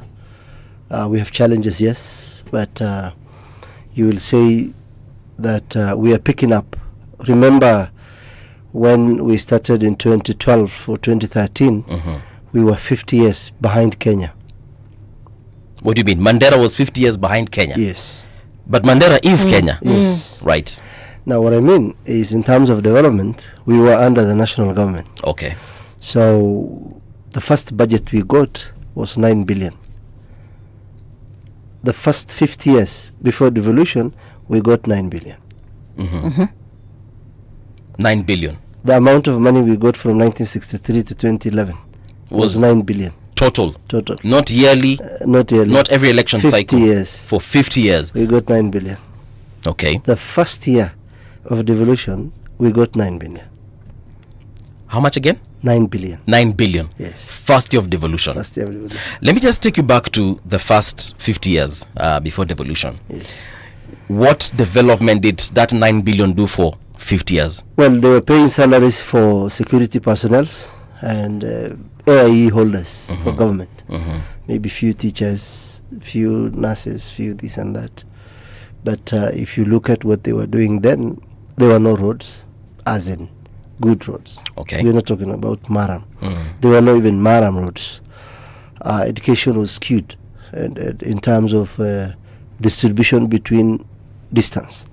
So some of the hospitals were equipped in 1971. I'm currently the chairman for the Ramos Sub-County Referral Hospital Board. The hospital is operating under the 1971 building. Yes. So the county has started the modern maternity. We are getting the first modern theatre. We are getting the first modern pediatric for the children, and even wards. So for the first time, so the government then, remember when Kenyatta came to power in 63, there was emergency, then it came up to Kenyans not rebelling, because the then President Kenyatta did not understand the makeup of the Somali man. Okay. So he wanted to use violence. And we in the north, violence is our middle name. Okay. The way ukikuja na Kierere, we will head tunadil na wewe head on. So there was a lot of pullback. And then they call it the shifter war. Then they came, they started destroying boreholes.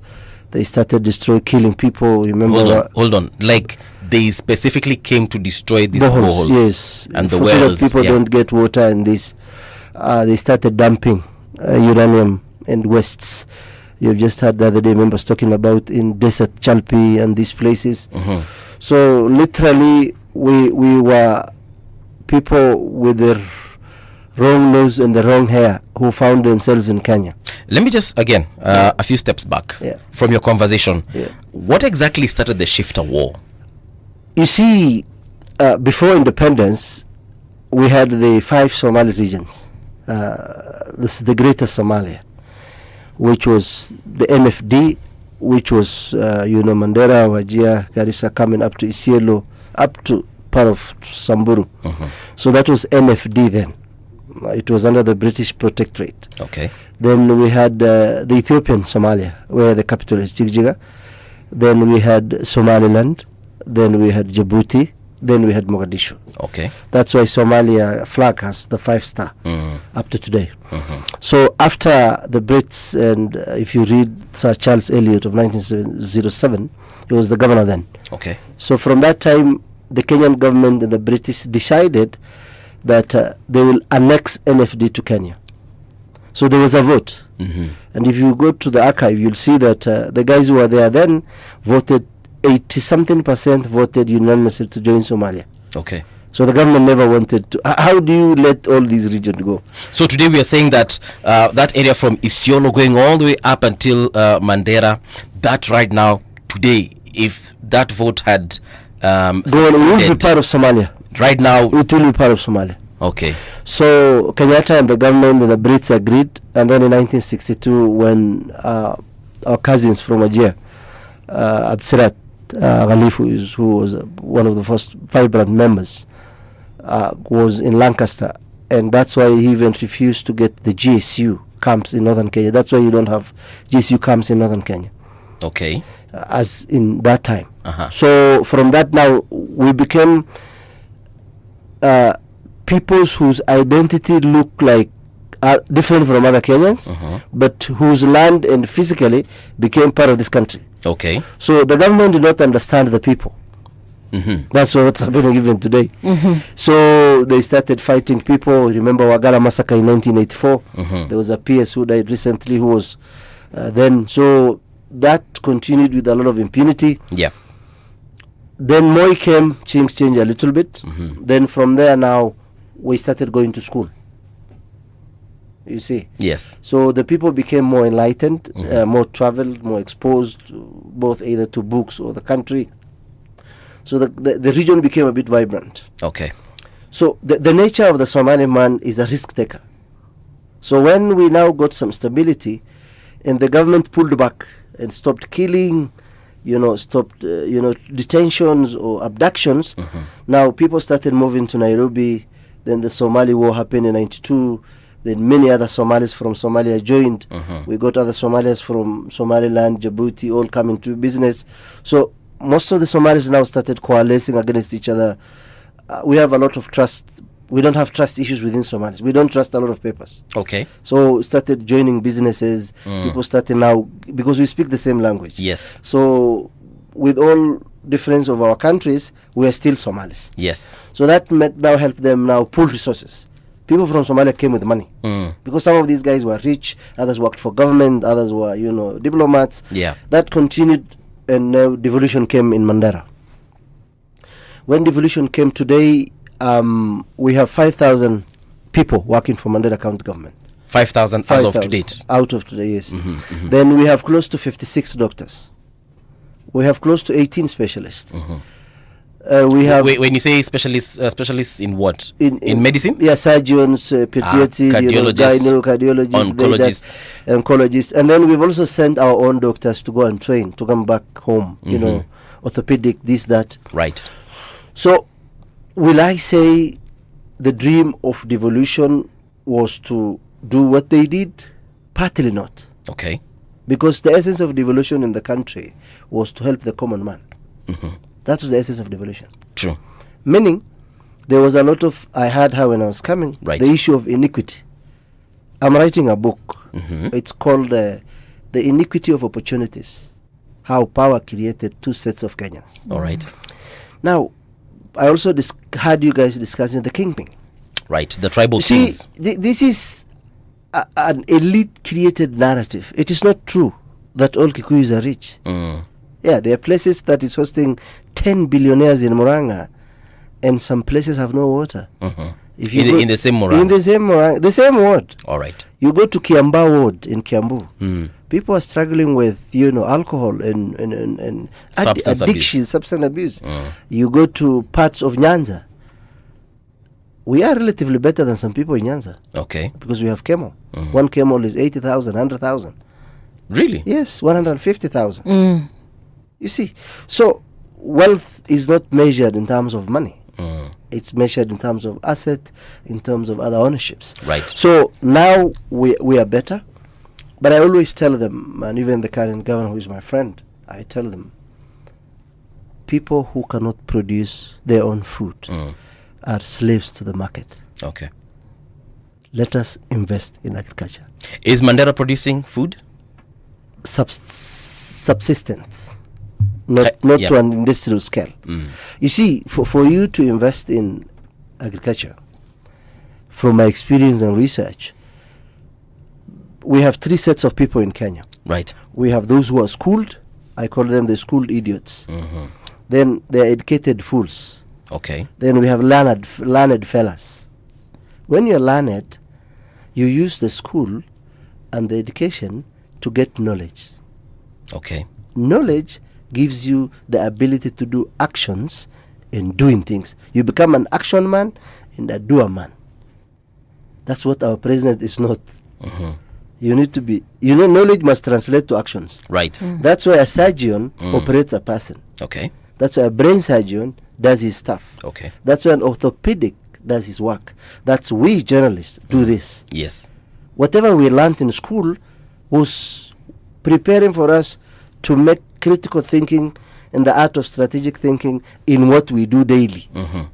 Because when I was invited here yesterday by Edna, right, you focus on your brain, you start planning. You see that you prepare. You plan mentally first. When do you want to leave? So I'm fasting today. Yes. I woke up at 4, went to the mosque, prayed. By 6:20 I left home.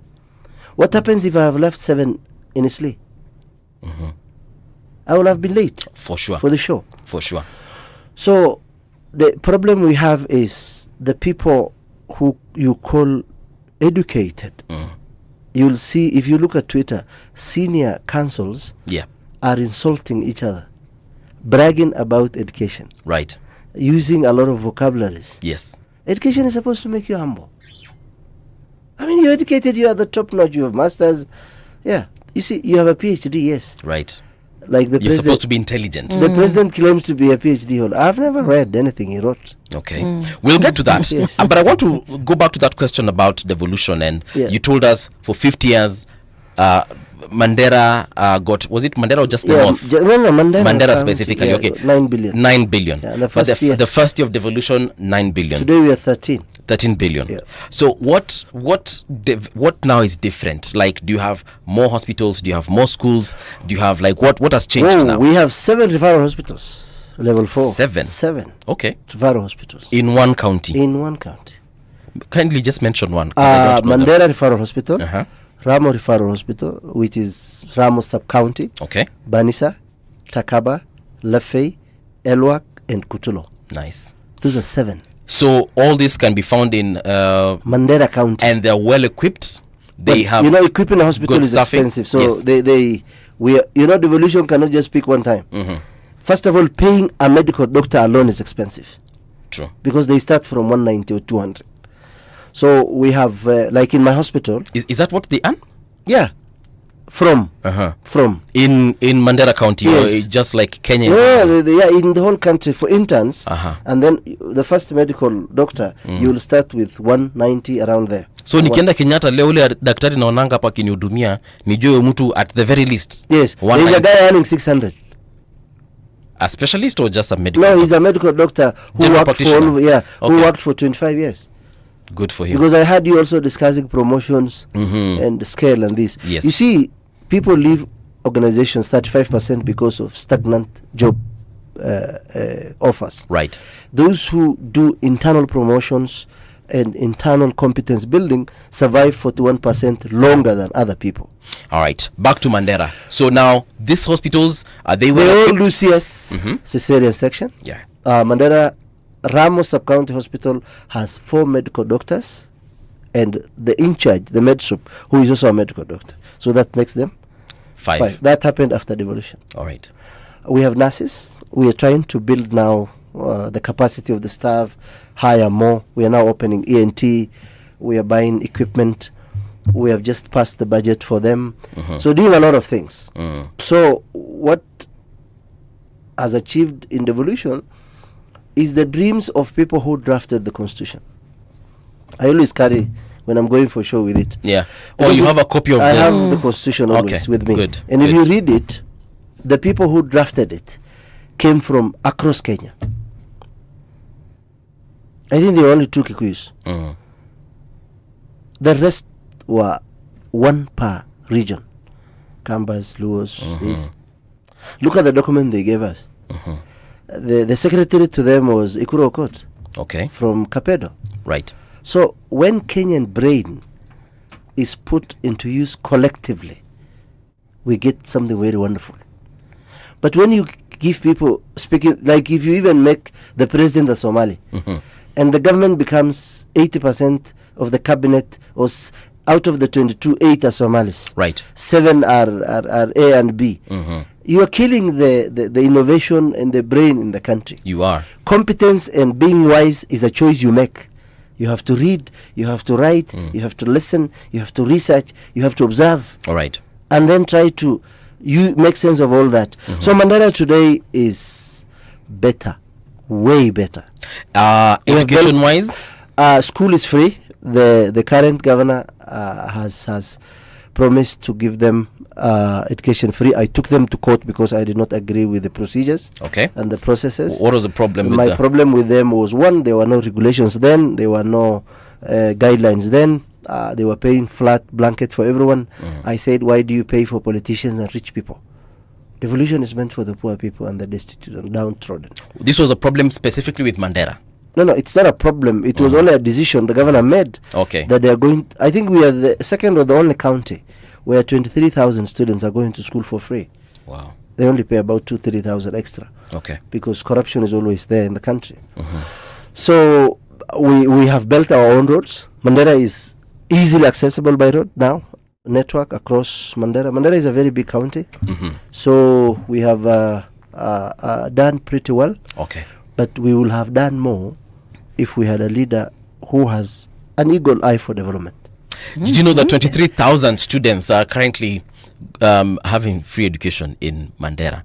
And the only issue that Ali had here was the fact that they are not getting the procedures rather were the ones that are not okay with him. Otherwise, kila kitu kingine amesema iko sawa. Well, I know you have been so vocal in issues to do with marginalization and also devolution. Actually, the objective of devolution, and now here you've said that they have tried. I want you to tell us maybe the areas that you feel like if this leader does this in this area, then we will achieve the dream of devolution, especially for Mandera County. No, you don't even need only Mandera. 47 counties in this country. Invest in agriculture. Bring the palafin machines. I'm a farmer. I grew up in farm. Yeah. And I want to tell people, you don't go to school to get a job. You don't go to school to get food. Yeah. Our parents raised us. They never went to school. They were doing business. They were farming. They were doing a lot of things. You will go to school to better your life and other people's life. Because as men, we were created to serve. Look at what you were doing, the troubles we are going through. You wake up every morning, you provide for other people. Yeah. No one even cares about you. Your mother calls you, your grandfather calls you.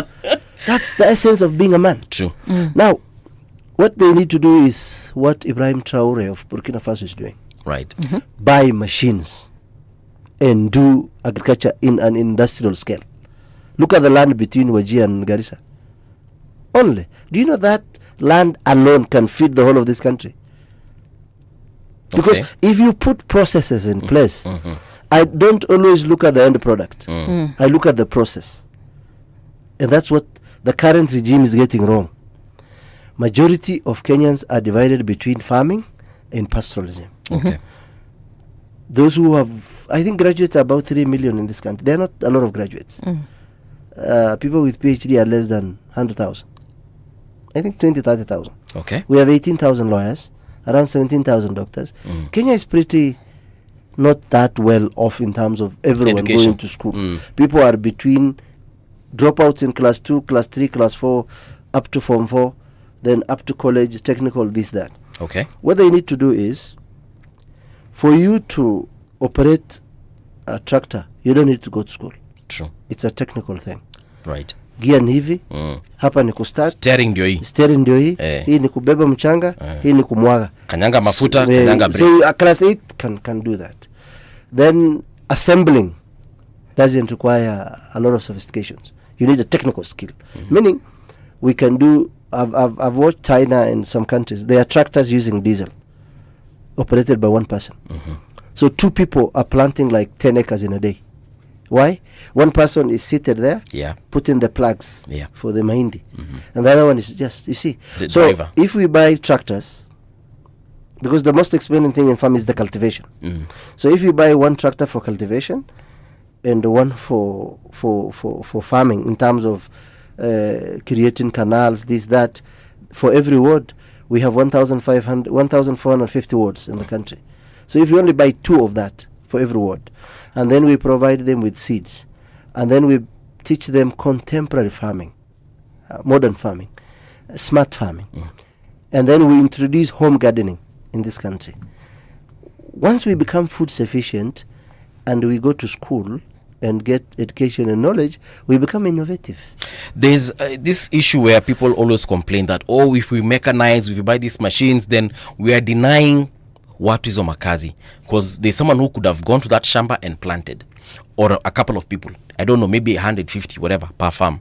But if you buy a machine that can do that for every farm in this ward, then you will have rendered a couple of 100 people jobless. I beg to disagree. You will create more jobs, because not everyone will drive that tractor. No. If the tractor is doing the work of 100 people, yes. So out of these 100 people, you've taken already 2. So there are 98. 98 of them will now do the other business of buying those maize, taking them to the market, because they are dealing with agriculture. They buy the farm produce, take them to different places, produce hay from the farm. Farming has a replica effect in the market. There is the farmer, there will be a wholesaler, there will be a retailer, and then there will be brokers, there will be agents. So the maize grain will be eaten. The maize plant will be grinded and it will be turned into hay. Yeah. So when you're looking a country, you're not looking at creating jobs for individuals. You're looking at opening the country, right, and creating an environment where everybody can thrive. Okay. How do you do that? Now, if we say we're going to do farming between Garissa and Wajir, we're going to employ close to 50,000 people. Okay. Or 100,000. Just from farming alone. Because they will be professionals handling the professional work, paperwork, this, that. There are guys who will be doing the skill work, which is agriculture extensionists, the mechanical engineers, agriculture, this, that, testing the soil. Then there will be the laborers and the daily workers, and there will be the owners. So why do we need wheat to come from Russia?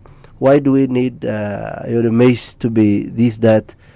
So the country is lacking direction. I want to talk about the kinds of things that we can grow in those particular areas farm-wise, but I'll also want to do the traffic update. Niambie watu ni wapi wanakwama in case wamekwama. But yeah, that's definitely something we need to tackle. But here's the traffic. Traffic. I'm looking at the roads right now, and the one thing that I can tell you for sure is that if you're at Ngara right now, bumper to bumper there, things are definitely thick. If you're joining Ngara from Muranga Road, that is as far as getting into town is concerned. Another area where there is traffic, Ring Road. This is where Juja Road, sorry. Kama umetoka side za Kinapangani, Isilini, Ninini, and you're trying to join Ring Road Ngara, definitely you'll encounter some proper traffic there. But strangely enough, after that, things are not looking bad. There's another area also that is currently bumped. We are talking about this road that is coming down from, Thika Superhighway, Safari Park Hotel and Casino. If you're coming into Nairobi City, I can assure you that the traffic is stretching all the way into the CBD. Yeah, so polente na sana. Also, if you're coming from Muthaiga trying to join Thika Superhighway, that is definitely something to consider. If you can use an alternative route, which I don't know which one it is, traffic kwenye imeanzia pale kwa DCI. Actually, imeanzia nyuma kidogo kutoka kwa DCI, then it stretches all the way onto Thika Road. So that road is definitely impassable at this particular moment. Barabara za Gikomba Market around that area also bumper to bumper. And also if you are at the Nairobi West Hospital trying to join Mombasa Road into Nairobi CBD, bumper to bumper. Jogoo Road pia naona kwamba kuna traffic sana. Bagathi Road I can also see that there's also a lot of traffic. Like most of these roads, Mbuvi, yes, kuna traffic, a lot of traffic. Looking at Gong Road also around Junction area, around Prestige, hizo places zote there is a lot of traffic. I think sababu hii ndio mida ya watu kuingia kazini. All the way to Mombasa, I'm also seeing that Lights Kengeleni also full of traffic. Police pia wako pale. Lights that is Lights Kengeleni. Then there is this Sabasaba also. Pia naona kwamba kuna traffic. I'm also seeing the ferry.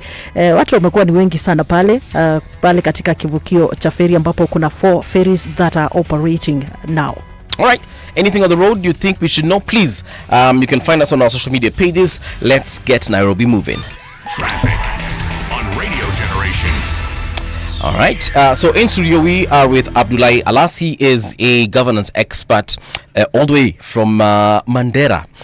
I know you're also interested in something there as far as leadership is concerned. We shall be talking about that. But right now I want us to focus on this whole issue of you've encouraged the government and the county government to get into farming and focus on farming, which I believe is a good idea because at the end of the day, man must eat. In your region, which is Mandera and probably even the northeastern region, what are some of the best crops that can perform there? So that when we are talking about farming, we know that we can get, is it watermelons, is it pineapple, is it carrots from the north? Almost everything. Okay. All the fruits, especially the crafted one now, mangoes, lemons, oranges, a lot of them. Someone sent me what can grow there some other time. Yeah. So they're close to 10 fruits that can perform very well. Watermelon and pawpaw and guavas, those things can be grown into an industrial scale. Maize, wheat, sorghum, peas, all these beans, different types of beans. It's a virgin land. No one is farmed in that scale. So the government can approach it in 2 ways. One is to empower farmers, local farmers, and then also to create big irrigation schemes handled by the county. Also avail resources for people who want to do farming like me. Because today if I get 10 million, in 2 years, I can be getting a profit of 1 million every month. Every month? Every month. Because I'm going to invest in 10 acres of 100 acres. And every 10 acres I'm going to do pawpaw, guavas, all this maize, grass in terms of for farming. There's this Chinese and Sudanese grass that do well, all this. Then I'll just keep like about 2,000 goats and 5,000 chicken. Okay. And that's it. I will only stabilize for the first 1 year. Then the second year I'll be picking up. By the end of 18 to 24 months, yes, I'll make between 800 to $1 million every month. Every month. From my farm produce. Okay. Yeah. And you know, for the longest time, the young people have not been embracing issues to do with agriculture. Yes. I don't know, maybe from your county, what do you think maybe are the policies that the government is putting in place to encourage farming, and especially with the young people? They are energetic. They should also embrace agriculture. Farming requires a lot of discipline and a lot of knowledge. Both is not with the young men. They're not patient. They want to make quick money. That's why you see most of my Somali brethren running around contracts. You bribe a PS, you get 100 million, you give him 10 million, you are rich like in 6 months. Yeah. You see. But money doesn't grow a person. Money gives you what you need. It's ideas and choices you make that makes a man grow. So what the government is not doing, that's supposed. There are people who invested personal investment, who are doing, like in Garissa area, there are guys who have invested in farming, about 200 acres, 100 acres, and doing very well, getting between 600 to 700 a month sometimes, or sometimes 4 or 5 million because WFP buys food from them. You see, the World Food Program. Yes, buys from farmers in Takaba. They come together and then they store their food in the cereals. Okay. And then when there's shortage of food, WFP buys from them. Okay. About 4 million, 5 million worth of food stuff. And this is million what? Shillings or dollars? 4 million Kenyan shillings. Okay. 5 million Kenyan shillings. That's in a season. You see. So the most important thing a leader needs to have is competence and the will to do good. Still on matters the youth, Yes. We have seen that clearly they are a force to reckon with. They can no longer be ignored.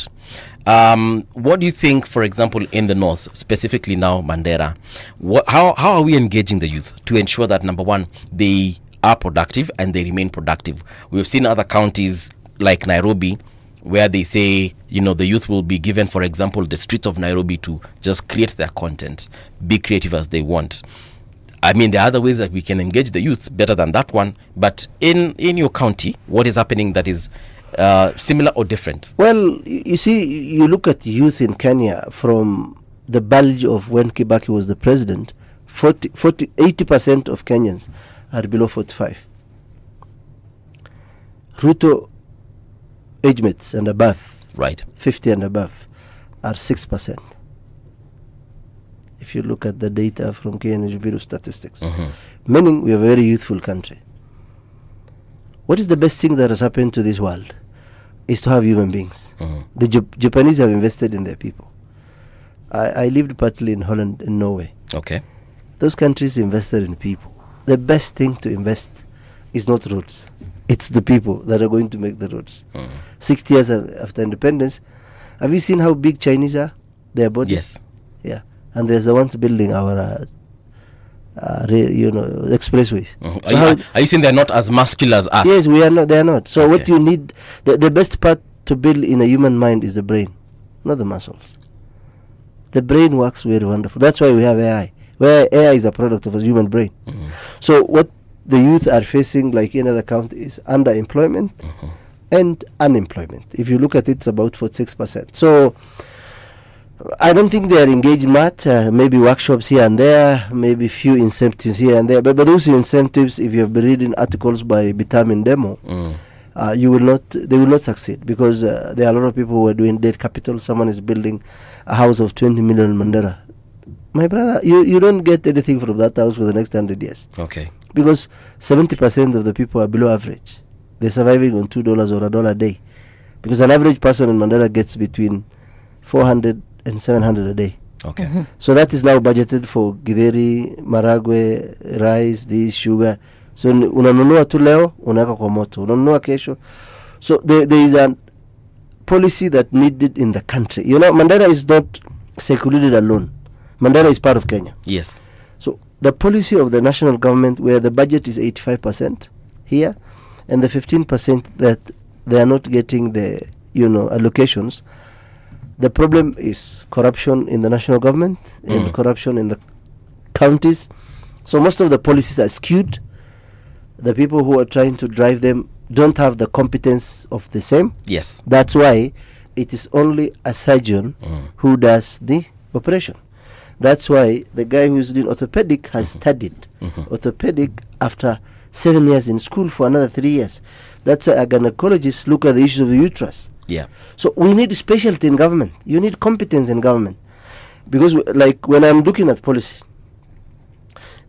has 4 stages. Just like, you're training people. There is the initial stage, there is the planning stage, there is the execution stage, and there is the monitoring stage. If you ask me today, the biggest criminal in this country are not the ones who are robbing banks. Are the people working in the executive, in parliament, judiciary, and in general government. The ones that are robbing the people. They're using the pen. Yes. So those are the biggest criminals we have in this country. Right. Yes. What then can okay, fine. The North is doing the best it can with what it has. Yes. And I am sure even the leadership there, they are not perfect, but they're trying their best. The best it can, comparing to the worst we had. The best we could from the resources we haven't reached there. Okay. Yes. How then can the rest of the country come in to also do business in Mandera? For example, people in Kiambu County, what benefits do they have so they can do business with Mandera? Yes. People in Nairobi and Ukambani and wherever else. How then, or what does Mandera have to offer us so that we can come in, invest, do business with you? First of all, we are, even now, people from Meru Nyeri on that eastern side are doing issues of cabbage. They're taking vehicles of cabbage, and we eat rice from where? My maize comes from Baringo. Myself. Is that so? Yeah. There's a guy called Brian who supplies me because Baringo grows, the production of maize is higher than Mandera. Okay. 1 kg is 50 shillings or 60 shillings in Marigat. Yes. It's 250 in Mandera. So it's cheaper to buy from Baringo and transfer it to Mandera than buy it from Mandera. You see, 50 against 250, any common sense surely is too much. So what we will have done is to open the roads. Without good roads, you cannot take avocado to Mandera. What do we offer? We have the best meat. We have the best goods in the country. Okay. We have the best chemo in the country. We have the best cattle in the country. You know why? Our land is mainly bushy. And even though there are challenges of climate change, the society has tried to preserve it. So we are naturally feeding them with the natural, plants. Okay. So there are little chemicals in what they feed in. So you'll see a goat that's 15 kgs, 20 kgs. That's an organic goat. That's an organic and big. So we can offer that. The government will have done a meat processing plant in Wajir. Why? Factors of production is land, skills, labor, and human resource. We all have them. We have the capital, we have the land, we have the skills. Now, what they will have done is we will have gotten raw material from Ethiopia on the Kenyan border, because remember we have more than 23 counties that do pastoralism in the country. So all that way from Samburu, that Pokot, Marakwet, Turkana, Samburu, up to Mandera, we will have brought our goat, chemo and cattle to Wajir. Why? It's central for all of us. Then we will have built a cement factory in Mandera, because we have lime in Elwak. You see, we have the raw material, so investment. In Mandera, we will have still produced fruits and vegetables. We have the best watermelon. So we just need small machine and the idea on how to dry it, and then put it in a packet, and then just put it in the supermarket. Yes. Then when there is no, watermelon in the market, you just buy the one from the supermarket, and then it's not hard. Okay. So the problem is we are struggling with a policy that is very rigid, and it's refusing to change even after the new constitution for the last 12 years, led by quote-unquote oligarchs who are octogenarian, very old. What is Raila doing in the streets up to now? He's 80. He's supposed to be shaving his grandchildren and giving them stories in his farm in Bondo. There are no shortage of men who can work in this country. Kenyatta died, Moi died, Kibaki died. Kenya is still here. So in your opinion then, what is the problem with our governance? Because at the end of the day, people choose these individuals. President Ruto was chosen by majority of Kenyans. Raila Odinga came in second. At the end of the day, they're still the top two loved people at the time of elections in 2022. We would like to see other people. Yes, we have seen them. We had Abdu Badida at one point. We had Wajakoya in the last election, and we had Ruben Kigame and many others that we can continue to mention on this show. But Kenyans still end up choosing these individuals. So is it our problem as voters, or is it the leadership? No, it's the foundation we created in 60 hasn't left us. And which foundation is this? Which foundation is a foundation that governance is built on elites. That elites must be the one deciding everything. That if you can eat on behalf of your clan, the whole clan is good. If you can, does it mean all Kikuyus? I mean, Gatundu has jiggers. Right. For all the time I know. There is issue of AIDS and alcoholism in Nyanza. There is issue of insecurity in the north. We don't have crime in those parts. We have insecurity. Because robbing people, mugging, knifing, raping, those are in their minimum in northern Kenya. Why? There is a culture of thieves being mentioned as a family level. So if Mbuvi is stealing, the whole family will know, your dad will know, they will come, say your son is a thief. Right. He's coming to this. They'll single me out. They'll single you out. So there is that homogenic community living together. So it's because even I was in the countryside the other day and I saw mothers hanging milk on a tree. So I asked her, what are you doing? She said, I'm hanging the milk here. The motorbike guy will come, pick it, go and sell it, put whatever I need inside, he knows, and then he will put it here. The money now. The money and the whatever he bought. Wait, hanging milk like on a mtungi kwa mti. Kwa mti. Alafu kwa barabara kwa mti sio? So mama akona mbuzi ngamia huko ndani. So she brings 5 liters, 3 liters, whatever. Yes. So they have their own way of knowing. Yes. People are very smart. So the delivery guy comes, he picks. So he's picking like 500 liters, 600 liters jergen of milk. On these trees that are on the road. Trees on the road. No one is stealing them. No, mostly no one. Mostly. Jaribu hivyo huko at the river. You see now, there is now a culture of societies. So because for us, my grandfather used to say, if you have milk from a camel, if you add water, you have cheated your soul, you have brought laana to the camel, and you have cheated the client. Okay. The milk is brought, how he brought it, God knows how milk comes from a camel. Yeah. You've milked it. Yes. Take it to the client as it is. Okay. Don't add water. Don't subtract. So human beings generally, human beings were not created yesterday. Yeah.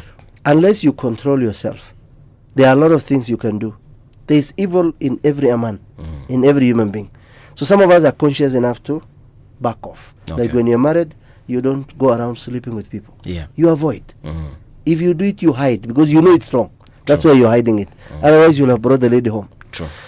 So the problem we have is a culture. Culture is not law. Culture is not rules. Culture is a norm that built for a very long time. When you talk of corruption in terms of the executive, bro, there is corruption everywhere in this country. Everywhere. People are taking serviette and tissue paper from offices. They're taking school belongings at home. Police officer is collecting 50 bob. Yeah. A PhD holder in medicine is stealing machines and medicine to take it to his private hospital. So consciously, we have been, conditioned to be a society that for you to take care of your norms and needs, yes, you have to stick. You have to have a big car. Look at what the society is doing. For you to be seen as educated, as accomplished, as successful, you go back to the village with a V8. Utaambia umekoma. Okay. The other guys are class 4 dropout who did some shoddy deals. You see? Yeah. So morally, instead of character, ethics, integrity, norms, values should be the scale of measuring what a man is, or how honest or how truthful or trust is how much money you have. I say even prostitutes have money. Lots of it. Lots of it. Especially if you go to Amsterdam or rather Holland, the Netherlands. The second tax collection for the government is prostitution. Okay. So are we getting then our priorities right when it comes to allocation? Now that you've spoken about Mandera County, for the last 50 years, nothing. Then 10 years after devolution, things are more or less working. So are we saying that we are getting our priorities right as far as that front is concerned? Well, as we are talking, I'm looking for something. So what needs to happen is this. Yes. Are we getting our priorities wrong? Or right? We're getting them wrong. You know why? When you look at the budget for the national government, and by the way, I am training as an expert in AI. So apart from just being a journalist? Yes, because AI is not the one you see in Google and those things. There is an advanced part of it. The current budget prepared by Parliament and Treasury was 89% AI generated. What do you mean? The one that CS Mbadi read for us? Yes. The speech he read was 79% AI generated. I mean, nowadays we're living in the era of AI. We use AI to do our assignments. Yes, you see now, to do our research. Yes. So when you're doing that, then it should also, I'm looking at it as policy-wise. Okay. Then it should reduce the workforce. Because the biggest problem we have is the wage bill. The government is big. So it's consuming everything. Now, let me just take you back again. Yes. For a second. You've said that our budget was AI generated. Yes. Your budget tulisomeo kwa parliament. Yes. See what waliketi, the experts, the technocrats. You know what you do in AI? You put the structure. Okay. You don't write everything. You put the details and then you humanize it later. Okay. So are you speaking as a matter of fact, or this is your own analysis? Well, that's my own analysis, which I think it's factual. But you know, as a radio, I'm sure you have friends who are dealing with AI in the universities, lecturers. You can download the speech. The speech. You can download the budget. I've already sent it to a person I think knows more than me. Okay. And it's going to come again. So that way means we don't need a lot of people working in government. Because my thinking is, when I become an expert, when I do farming in my farm, I'm going to instruct my drone to do the pesticide and the organic spray of my farm using AI. So I'll put the GPS. Yes. I'll put the instructions. The parameters of your farm? Yes. So I will be reading a newspaper as my AI generated drone does its work, and then I'll be fixing my popcorns. Yeah. Yes. So that's how knowledge must advance. Alas, yeah. So I'm still on that issue of budget. Priority and budget. Yes. Yeah. So if what you're saying is true, yeah, that does it mean that the CS got it wrong in the way he presented it and the things that he presented it? The PS is an old school. He doesn't know about this stuff. Some of these things are new. They're just some of the ideas in AI are Gen Z themselves. They were there, but maybe they were used by the military in the West.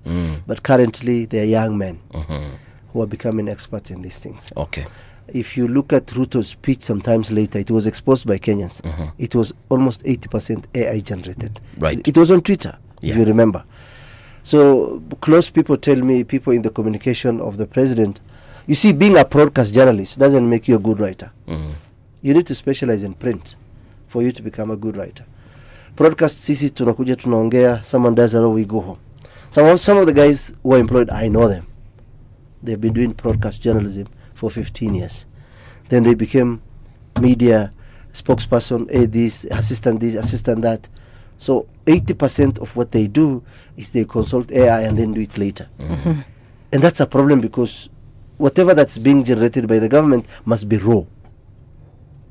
A team must sit, do the sketch. We are all not gifted in writing. True. And I normally tell people, writing is like giving birth. It's painful. Before you write, there are a lot of thoughts go through your mind. And most people, like when I'm a columnist in this country, I write for the Star, the Nation, People, other digital in Somalia and in the US. Okay. I write my articles between 2 to 4 a.m. In the morning. in the morning, because the body works during the day. It sleeps the first 6-7 hours. So if you're doing this thinking and this rationalizing of issues, there are thoughts that will be emanating. Kama ile juice. Before you become juice, it's orange. Yes. Lakini put it in the machine, then you sieve it, and then it becomes the juice now. So the ideas come at around 2-3 a.m. or 4 a.m. There is always a pen and a paper next to me.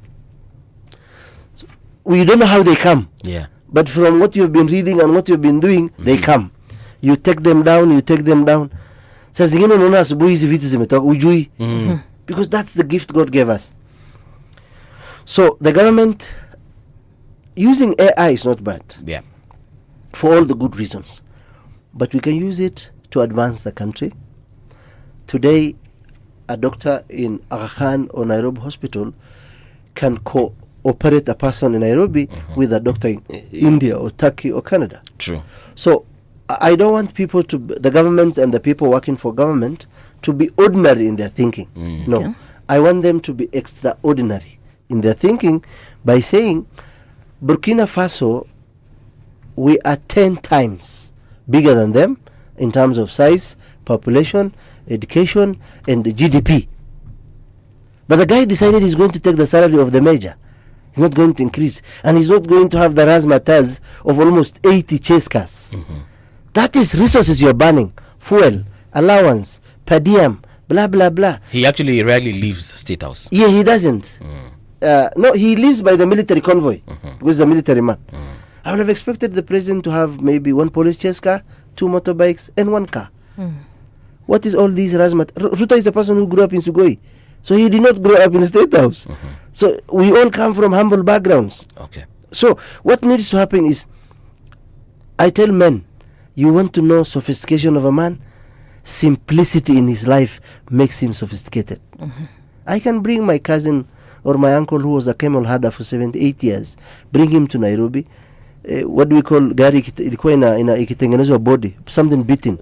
Panel beating. Panel beating. I can bring my uncle Umar Ahmed, who is 79 years old, to Nairobi. He has 6 packs because he doesn't eat a lot.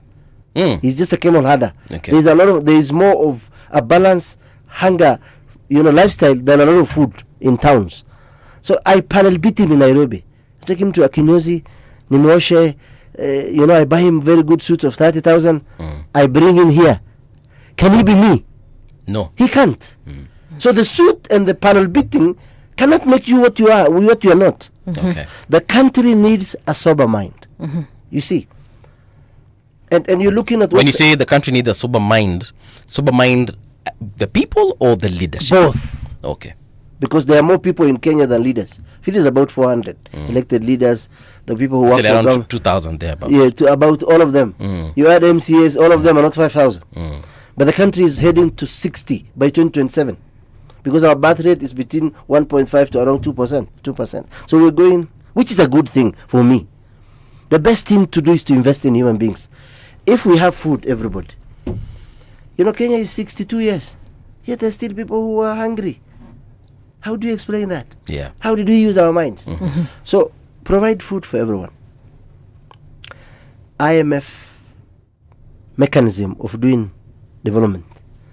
World Bank policies of doing World Bank. UN mindset is not meant for us.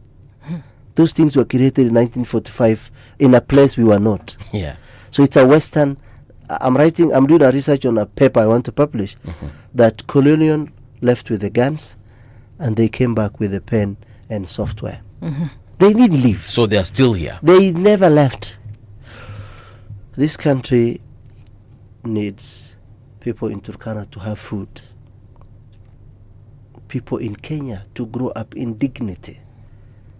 My brother go to Holland. In 1950 something 60 there was flood. People sat. They reorganized the whole city. Now, when you go there and come back, people will tell you, God made the world, and the Dutch created Amsterdam. Because I saw they even created their own islands, canoes, yes. Because of the flooding then. Now, if I was the president of the Republic of Kenya, I will go to the ambassador of Dutch embassy. Tell him, please, I want a show as a guest speaker in the Dutch parliament and the Dutch government.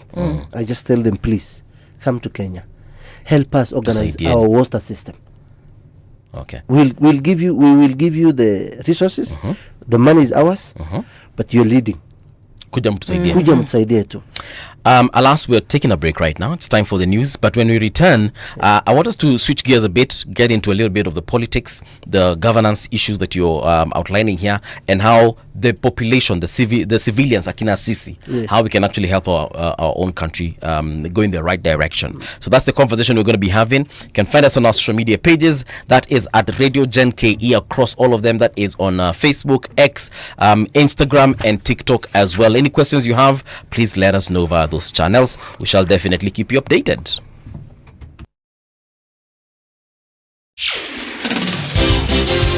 It's 8 o'clock. Radio generation, the sound is fine. Pump it up, turn it high all the time. Let the music move you, let's sway. Radio G's got your jam all day. Radio Generation, the home of urban soul.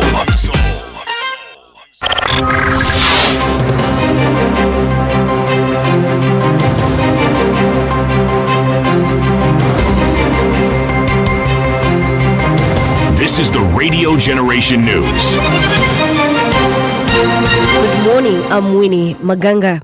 President William Ruto departed the country on Sunday for official visits to Spain and the United Kingdom. In the UK, the president will sign a renewed Kenya-UK strategic partnership set to unlock major investments, create jobs, and boost Kenya's global competitiveness in trade, climate, technology, and security. In a statement released by State House spokesperson Hussein Mohammed, the president will join the UK Prime Minister Keir Starmer in London in signing the renewed Kenya-UK strategic partnership 2025-2030. Prior to his engagements in the United Kingdom, President Ruto, who arrived in Spain, will begin his official visit in Seville, where he will participate in the 4th International Conference on Financing for Development. Health Cabinet Secretary Aden Duale has launched a crackdown on fraudulent activities targeting the newly launched Social Health Authority Fund. The CS has warned consequences for healthcare facilities, workers and patients engaged in abuse of the system. Speaking in Kisumu on Sunday, Duale confirmed that 31 private hospitals across the country have been shut down for a range of illegal practices aimed at siphoning money from the Public Health Fund. Among the malpractices identified are falsifying patient data and double claiming payments. Nimefunga mahospitali hapa Kisumu, mutasikia karibu 7 leo asubuhi. Nimefunga Bungoma, nimefunga Busia, nimefunga Nairobi, nimefunga Kilifi, nimefunga Mandera, nimefunga Wajia, nimefunga Kajiado, hospitali 35. A deadly shooting incident at Ngia Police Post in Triciah County early Sunday morning has left 2 officers dead. Investigators are probing whether personal conflict or mental health crisis may have triggered the violence. The incident unfolded around 6 a.m. when Constable Martin Mwendwa allegedly shot and killed his superior, Constable Chesise, who was the officer commanding the station. Authorities say Mwendwa used a G3 rifle to fire multiple rounds at the corporal inside his residential quarters, striking him in the chest and the upper limbs. It was a bit earlier in the morning, around 5, but we cannot confirm the time because as I told you earlier, the 2 officers were the only at the post. This officer had run Pasak, and he shot the corporal before he escaped. So that's why he ran almost a kilometer to where he had been found, and that's the place where he was subdued by the officers who responded after the shootout. Currently, I said earlier that the body has been taken to Triciah Mogu, awaiting postmortem. The members of the public to be a bit calm over this incident, because as I said earlier, we are conducting investigation. So just be calm and wait for the outcome of investigation. We don't want people to go around with a lot of rumors around. concerning the incident. So kindly give us time, and then we'll reveal what transpired. Angry residents of Njiro stormed the assistant county commissioners and the chief's offices, demanding the immediate resignation of the entire area administration. The residents accused the local administration of abuse of power and harassment. They say the same officials charged with the mandate of helping residents are taking sides in land dispute. Kuchukua pesa kwa watu, hata ukibadilisha tu mabati kwa paa, unachukuliwa pesa ya kwamba shamba ni ya Kirima. And when President came in Kasarani, especially in Njiru, he pronounced himself that out of the cry of these people, this land should be sold Waitiki way. And when President left, we were shocked that the administration which should be implementing the message of the President is helping the Kirima family to terrorize the residents who are here, pleading with the President to come in between them. Saa hizi vile tunaongea hivi watu hawana stima, wamekatiwa stima. Na hiyo stima kukatwa ni ushirikiano wa familia ya Kirima na SEC na Kenya Power. A car bomb attack in Pakistan has killed at least 13 soldiers and injured civilians. Pakistani officials said a suicide bomber drove a vehicle packed with explosives into a military convoy in the northwestern tribal region of North Waziristan near the border with Afghanistan on Saturday. Pakistan alleged that the militants behind the attack were backed by India, but Delhi quickly denied this. The attack has been claimed by a faction of the Pakistan Taliban. And that's the truth on Radio Generation. Good morning, I'm Winnie Wangani.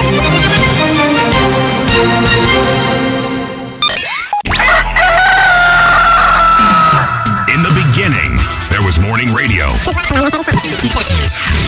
But now there is Radio Generations, the people's breakfast. Curious and bold, getting facts from the shadows. That's what it is. Now, as the city wakes and secrets stir, a bright new voice shines. The people's breakfast. Your morning, your voice, your journey. Good morning. Good morning, my neighbor. Welcome to the home of hard truths and bold insights. Radio Generation. Yes, indeed, this is Radio Generation. The People's Breakfast is where we are at right now. In Nairobi, we're on 88.8. In Lamu, we are on 92.6. And Garissa, we are on 89.5. Mombasa at 90.7, Malindi 92.1. And of course, you can follow us on our social media pages. That is on X, you find us at Radio Gen KE. On Instagram, Radio Gen KE. If you want to follow us on our Facebook page, it is Radio Generation Kenya. And there you're going to find us live and direct. Yeah, you'll be able to follow the conversations that we have. And of course, the last hour, Mbuvi, yes, there were some questions that we had asked Abdullahi. And before we get to the politics part of it, there's a question about the allocation formula. Yeah, the county allocation formula. I know it is one thing that we've had issues with, and I'm looking at the weights, especially the weight of marginalization, the weight of poverty levels in our country. What is your take on the weights that were allocated for those the budget allocation? You see, allocations are not enough because 85% is still retained by the national government. So now they have I saw the Senate and the mediation committee trying to push it to 400 something billion. Yes. The money can be allocated both at the national and the county. But if the men and women handling it have no ethos, they see it as an opportunity. The more money you allocate to the counties, most people in the executive in the counties see it as a more opportunity to make money. Now, in my world, I call it primitive accumulation of stolen wealth. Because a person who is conscious, we all want to make money, but we can make money in different ways. You can make money by being a contractor who has done what was supposed to be done, like a road. There is an allocation of a road for 2 billion.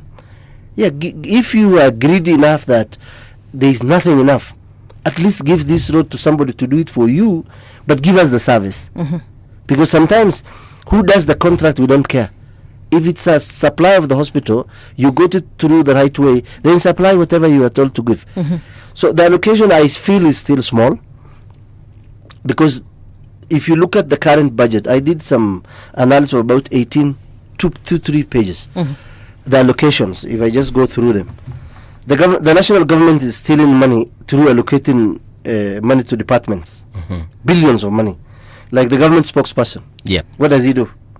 He speaks on behalf of the government. Yes. So for you to speak on behalf of the government, you don't need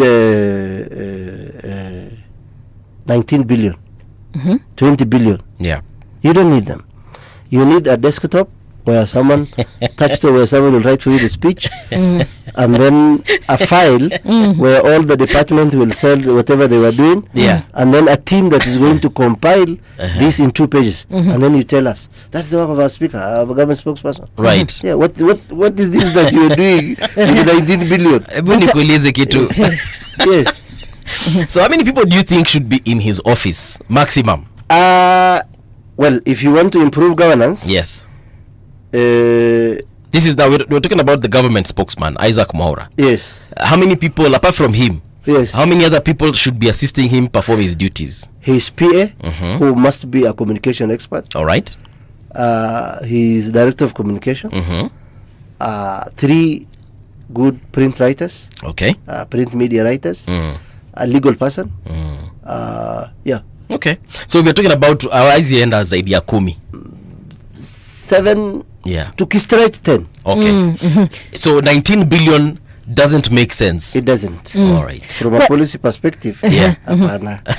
Well, personally, what I'm pushing for is the idea of the way it's applied to areas of marginalization, because I know you have been so vocal on issues of marginalization and even poverty levels, and even areas which have been underdeveloped, that is with poor infrastructure. I'm looking at, what do you think this formula is going to, will it be able to address the issues that we have been having in this marginalized countries? You know, from the consolidated account, where the national government is sending money, we are the government, the counties that are receiving not only the allocation of the budget, but what we call equalization fund. Yes. Equalization fund came from the background of thinking of how do we give them allocation for devolution, but still give them more to span up at other national government, other counties, because most of the counties in central Kenya benefited not just because of the allocation, but proximity to Nairobi. Yes. We are very far. So that way, we have equalization funds for roads, the hospitals, water here and there. But you see, regardless of how much money you allocate, regardless of how much money you collect in the national government, if the allocations are stolen through departmental allocation, like I'm telling you of the spokesperson, 19 billion, yet Mandera, that is 2 million people, is receiving 13 billion. Does it make sense? It doesn't make sense. Yes. That a whole county will receive a whole county 13 billion. Yes. Some counties like Lamu, maybe 9 or 8. A whole county of over 1 million people. Then one person is, now State House has been renovated 3 times. Yes. Why on earth would you renovate State House 3 times when the people in Pokot, Marakwet, Kapedo, Mandera have Kenyans? I was just looking at chapter 4, Bill of Rights, part 2. Every right under this constitution was violated by governments. It's my right to be treated with decency. It's my right to go to a hospital and get a doctor on time. Yes. It is my right to be told the drugs are available, we will host you here for a month. It's my right. Why? The people of Kenya are paying taxes. They are the backbone of the employees in government. So as long as the money is stolen, because I've never seen the current regime addressing issues of corruption.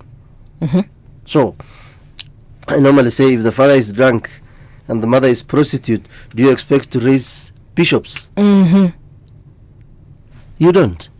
Because mzee anakunywa, anaiba, is a bank robber who is drunk.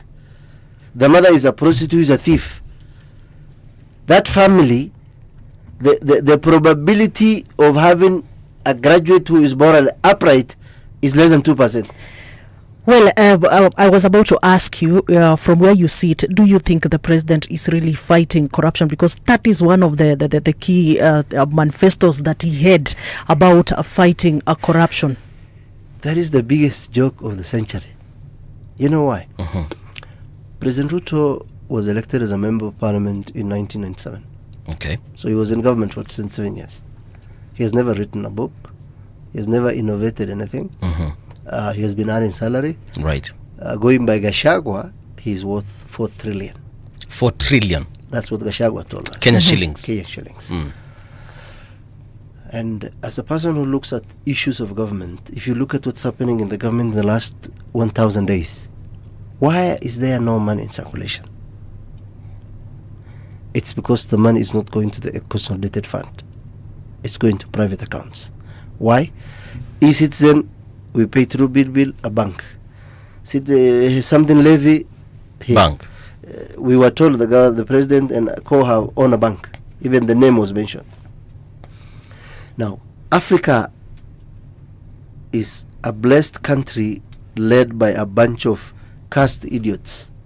People who think material wealth, 50 cars, because at any one point in Mbuvi, you need one wife, one bed, one car, one house. You sleep in one bedroom. Yeah. So it doesn't make sense for Mbuvi to build a 10, 15 bedroom house, yet he has one child, his mother and himself. Okay. And maybe the baby is just 6 months old. Si maybe niko na marafiki wengi unitembelea. How long can you host them? I don't know. Yeah, how long can they stay there? So you see, we have a problem of racialization of issues. Since I came to Nairobi in the last Ramadan, there is what you call etikaf. You go to the mosque for 10 days. You stay there. So I was eating one meal for 24 hours. You sleep in the mosque? You sleep in the mosque, you pray there. You only sleep for 4 hours during the night and 1 hour during the day, or 2 hours during the day. So what do you do for the rest? You're seated, praying, begging God, submitting to Him, okay. Be in the mosque. All right. What I experimented was, I take a very heavy meal during the evening meal. And then you take a cup of tea or a glass of milk at around 4 a.m. So you wait for another. My body generally just streamed. Because too much food itself is toxicity in the body. You don't need to eat 3 meals. You just need one heavy meal, maybe njugu, ndizi, orange here and there. Maji. You will feel the best life of your life because your body will be light. Okay. But when you eat 4 times a day, saa asubuhi, saa 4, saa 7, saa 10, usiku. I feel attacked now. Not only that, you are giving your 2 kidneys a lot of work. Yeah. You see? So you're sweating, you're bulging, you're fatting, you're running around. Machine. This is a machine. Okay. So kama gari yako umeweka oil ambayo imechapa 15,000 kilometers, how is it going to sound? Of course, it's going to have problems. It's going to have problems. So we need to rationalize life. We will exist like for 60, 70 years, and then you die. There's a question I asked you before we went for the news, and I said that we are the ones who elected these people. Even when Raila joined the broad-based government, he joined because he believes and he knows and he's seeing half of the country literally voted for him, while the other half voted for President Ruto. So perhaps he feels like he has a responsibility because, again, let me use the word broad-based as they call it. He joined this he joined the government because literally the people were behind him at the point of electing President Ruto in 2022. Well, So is it a people problem, us? Because we have a responsibility to go to the ballot and choose, but then the person we choose has a responsibility to perform. Well, do we choose in terms of voting, or the people who choose are those who are counting? I would like to believe the democratic process speaks for itself. We choose. I beg to differ because I contested for a member of parliament twice. Okay. I saw what happens. Not all of them, but there are instances where people steal elections. Okay. It's called ballot stuffing or bribing people in the line. It happens in Mandera, especially in 2017 election and in 2022. There was a lot of ballot stuffing. In my own polling station, I saw people paying 500, 1,000. So, and from a person who has studied history of government in the last 1,000 years, growth is slow. Okay. For people to, just like myself, it took me almost 20 years to be where I am today. I was a camel herder who never saw outside a Sabito in Mandela North. I dropped out of school twice. My mom was struggling with raising us. Dad married another, this, that. We had challenges. But my mom and I used to have a conversation that it's going to work well one day. Just be disciplined. So it took me almost 20 years to be where I am. And today, I can do and say whatever I'm doing, courtesy of my parents, God, and hard work, and resilience, and help from friends. And here we are. Now, our country is 62. And we got 63. I think the first countries in Africa got around 59 or 60 independence. Compare that with America, that is 228, 29. So we have a long way to go. But in this journey, Mbuvi, where were you in 1992? 92? Yes. I was 6 years old. 6 years. Where were you? I was in, I think, Standard 1. In one of the counties in the country? I was in Nairobi, yes. I've lived and studied here in Nairobi. If you talk to your parents today, Kenya is not 1992. We repealed Section 2A. We forced Moi out of government. Kibaki tried. And then here we are. We have a new constitution. This constitution started way back. It went through bombers, this, that. Now we have a constitution. There is nothing wrong with our constitution. And the problem I have with the leaders is that we're talking about why people vote. Yeah. People have used the same constitution to curtail our rights. They are the ones in charge, so they are not following it. Like Boniface just died, his brain, we're told, is died. Yeah. It's because a police officer and the IG team never said, let's use rubber bullets. Let's not use live bullets. Now, have few guns.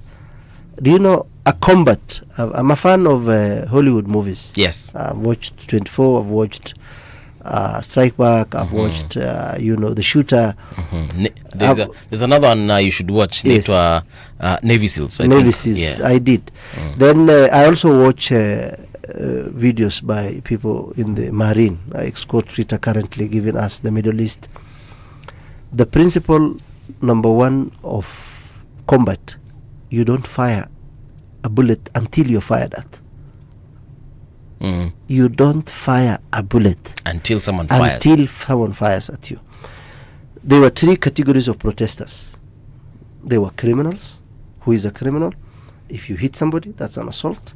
If you break into somebody's and steal, that's robbery with violence. If you steal a phone, that is petty stealing, steal a misdemeanor. And then there were genuine protesters. Yeah. I am privy to information that part of the politicians have goons. Okay. Maybe 1,000, 2,000 around Nairobi. I am privy to information that some people were paid to cause chaos. Others were poor Kenyans who wanted to make an ends meet, but in the wrong way. They steal a mobile that is costing 100, 200,000. They go sell it at 25. Because another Kenyan does not question, where did you get it from? So he buys at 25, he removes the SIM card, he reboots it, and then he sell it at 200 or at 100 or 50. So everybody is eating the Kenyan government from wherever they can. Okay. Some people are not corrupt because they were not given the opportunity. They will have steal. So our rights are curtailed by those who are in charge, because election is IEBC. You have heard the rumors about Chibogati getting 50 million to announce Ruto. You have been hearing the previous one, the former during Kenyatta. The late Chebukati. No, the other one. Kivuitu. Institutions like EACC. Someone told me he met a car somewhere in Northeastern counting money of thousands, sacks by EACC officials. Come again. Who? What? As a person from one of the counties, yes, they passed a car by EAC officers. It was Hilux, where the EAC officers have a machine and counting money in the middle of bewilderness. These are EACC officers counting a bribe that they have received from one of the counties they own with Mandela. Okay. So they you have had Senior Counsel Ahmed Nasir alleging a lot of corruption with the judges. You see, that's why we have the adage in the country that if you don't need a lawyer if you can buy a judge. Okay. You see, the executive is the same, the parliament is the same. So all these institutions are not credible per se. By the institutions are institutions. They are led by human beings. This constitution, Mbuvi, is nothing without human beings. True. If I did not carry it this morning, it will just stay there. It will be a book. It's just a book. But now we have agreed as a country, this is going to be our modus operandi. So as a member of parliament, as a governor, as a MP, you need only to innovate how to do things. But the skeleton is already here. We have the Constitution, the Public Finance Management Act, procurement laws, this, that. So what we need is to say this. This is a journey. 60 years ago, Kenya was a small country with less than 10 million people. I was looking yesterday at a report about 1954, 1945. We've come a long way. I am evident we came a long way. Yes. My grandfather never went to school. He was a young man raising 7 boys and 3 girls. My father dropped out of school at grade 4. He's raising 19 kids. I'm now raising 6 handsome boys and a daughter. Now, my daughter and sons don't know anything about chemo. Okay. My daughter has never gone after goats. My mother did. My wife did not do, because she's a principal nurse. Okay. So that's a change from my grandfather to my father to myself. My dad is 70-something. I'm in my 40s. My kids are about 15, the eldest up to 1.5 years. Right. So the same generation is the same journey the government is walking. You see, that's why today the IG can be forced to step aside. That's why the OCS Talam is in court. Change is slow and painful. But it happens. It will. It did. That's why we have a new constitution. You want to be you've told me that your ambition is to be a member of parliament in Mandera. Yes. Right? Because I'm sure you have some very great ideas about what you will need to do when you get to parliament. Yes. And we see that every single time, every election cycle. We see politicians such as yourself, they come, they talk to us, then we end up electing them. But once they get into that house, something happens. It's like they go against the people. I don't know what your thoughts are about last year's protest, the finance bill that caused that particular protest. I don't know if you were for or against it, but I would like to assume that had you been in parliament that particular time, I'd like to assume that perhaps you would have voted for it or against it. I don't know. First of all, let's start from there. What were your thoughts about that? If first of all, I was for the protest. Okay. I was in Mandera at 2 a.m. on Twitter. Did the people of Mandera go to the streets? No. Okay. They were not much. I was on Twitter at 2 a.m. because protest does not necessarily mean you carry a placard. It's registering your dissatisfaction with the system. True. If I was a member of parliament for Mandera North in June last year, I'm telling you point blank, I would have voted no. Okay. My party could go to sky and kiss Jesus and come back. I will not have voted. 2, members of parliament come to parliament as members of parliament, but their zeal and credibility is not the same. I would like to associate myself with Didi Nyoro. Okay. If you go to Muranga and his ward, all his schools are capronated, not carpeted, caprons. All right. Feeding programs. This is Kiharu now. That's Kiharu. If you go to Mombasa, Muhammad Ali, all right, he's doing a good job. Chichopevu. If you talk of counties, talk of what Makwene did, with Professor Kivuta Kibwana. Talk about what Kwale did and what's doing. There are Kenyans who are working. There are Kenyans who are competent. There are Kenyans. I always assert myself with the knowledge and the wiseness and the experience of Professor Kivuta Kibwana. He comes to Twitter on our spaces. That is a professor of law who wrote books 30 years ago. He's a lecturer at Daystar. That is the kind of life I want to associate myself with. Now, if I become a member of parliament, let's say Mandera North, Mandera East, wherever I contest, in North, I will only concentrate on agriculture and education. When my child or my children have something to eat and they go to school, they will take care of themselves. Yeah, they will innovate, they will open entrepreneurship, they will go to university. I will have made primary and secondary in my constituency free. Why? I will have asked businessmen to contribute, we will have asked donors to contribute, and then I don't steal. Okay. I take my salary, which I think is huge. Offset, we were discussing how confusing Kenyan laws are and our psyche, our political philosophy and conscience in terms of psyche, that every job you want a degree with certain specifications. But for a member of parliament, post Form 4. Yet, a graduate in Kenya start with a job group K, you start with 45,000. And here you're paying a dump with 2.5 million, who all he does is go to parliament, make few incoherent statements with no substance, and the bagger is earning 2.5. So who cast us that we want to pay a graduate 45,000 who go to university for, and then the qualification here, I'm not saying all of them are from 4 levels. They are very educated people like Otiende Amolo and a lot of them. Duale was equally a graduate.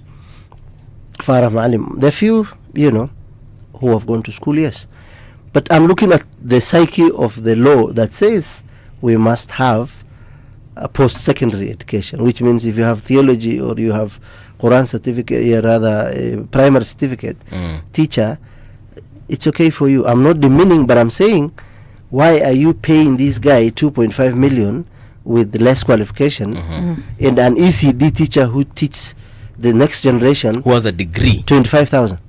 It doesn't make sense. I want us to focus on a little bit of traffic, and then when we come, of course, I know Wayua is dying to ask you a question, and I also want to ask a question in regards to the statement you've just made about helping your county. But yeah, let's look at the traffic. Nini nafanyika huku kwa barabara zetu za Nairobi? Kuna kitu hapa inaitwa Nairobi Serena Hotel. There's a lot of traffic right there at this particular juncture, this particular hour rather. Does this mean that everyone is trying to get into town from that area? Imagine, yes, you guys are getting there by force, by fire. Coming all the way from Makadara, the traffic is bumper to bumper. So if you're leaving Manyanja Road, trying to join Outer Ring Road, uko kuna traffic kidogo tu. Actually, the entire Outer Ring Road is looking good, but a little bit of traffic at Feather Estate, and this is when you're heading towards Embakasi. Now, if you're coming from the Eastern Bypass getting into Embakasi, bumper to bumper right now as you're heading towards Southfield Mall, inafunguka. But if you're joining the main road, that is Mombasa Road, Timara Daima, heading towards Nairobi CBD, everything is looking good for you. But you will encounter traffic at where is this? This is Hyundai Motors. Not Hyundai, sorry. This is at the CID training at Capital Center. Capital Center, there a lot of traffic as you're heading towards Nairobi CBD, and I can promise you that it's getting all the way into town. So that means if you're also joining from Douglas or Kihuri Road, hapo mko bumper to bumper pia. Somebody saying Waiyaki Way, because of the works, that there is a slowdown, and we understand. Jogoo Road, I'm seeing quite okay. That is from Don Home.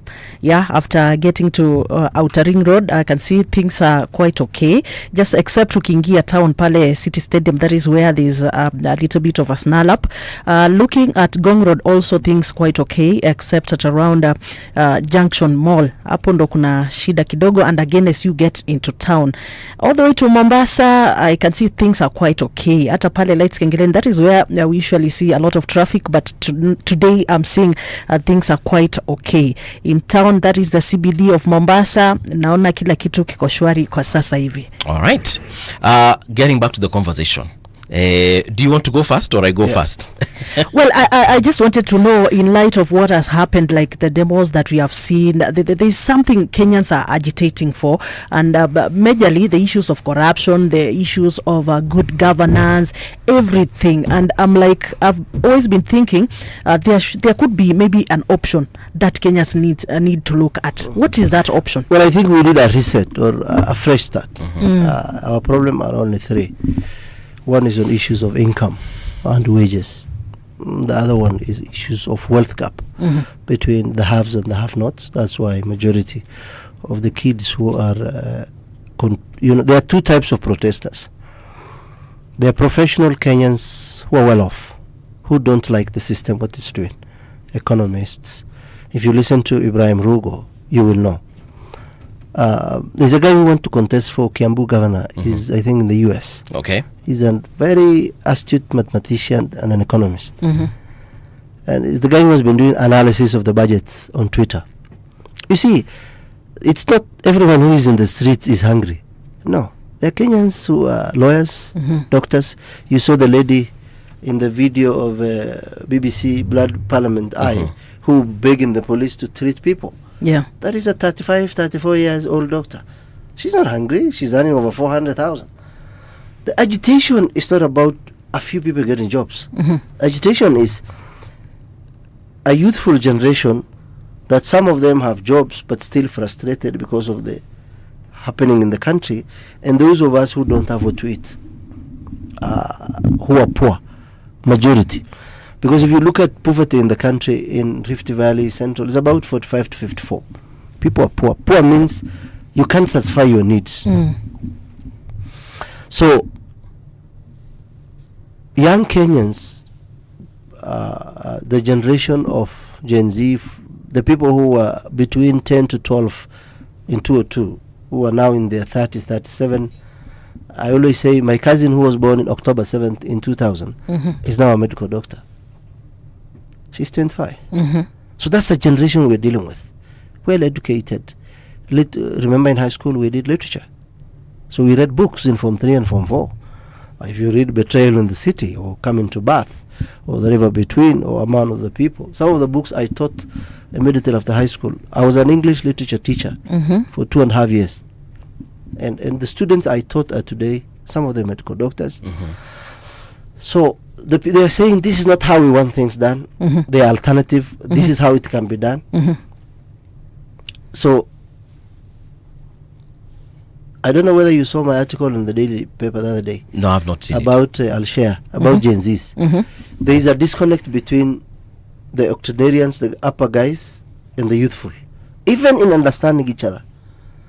My sons are coding the language they speak, unless you come down there. I was hearing my son, who is going to be 3 years on October 26th, telling his mom, I want to sleep, you're on phone. You either stop or go. Gen Alpha. Yes. These are guys who are growing up with parents. I'm raising my children different from the way I was raised. Why? My dad was struggling with food. I am not. You see, I'm not. My kids have food in the fridge because I'm fortunate enough to get something. My wife is working, so we're hustling, yes, but it's not like my life or her life, where when she came home there was no food, or when I came home there was no food. And it is the same with every other Kenyan. So this generation is saying, hear us out. There are other ways to do it. It can be done better. We know it. The problem now is the guys who were born during independence have known one time. There is this adage in the Somali community that an old man who has no teeth had a wife. So every time she's giving him meat, she used to pound it. But she used to take the oil away from the meat and then just give him the pounded meat flesh without the liquid. Yes. Then that one died. And then he married another one. The other one pounded but gave him with the oil. Then he said the one in the grave should go to hell. Why? She was taking the oil because it was not tasting anything. So now it is very sweet, delicious. What we are saying is the government of Kenya wants to have like that woman who was giving her husband a pounded meat without the oil. Youth are saying there is a way we can eat the pounded meat with oil. And for you to understand, allegation is made that one of the sons of the president is doing business in Nairobi on matatus. And I saw them, the matatus have no number plates. That's already impunity. You're telling us to go look for a job. Why didn't you as a president look for a job? Why did you look for the presidency? MPs are telling us look for a job. Why did they choose to be elected if there were jobs?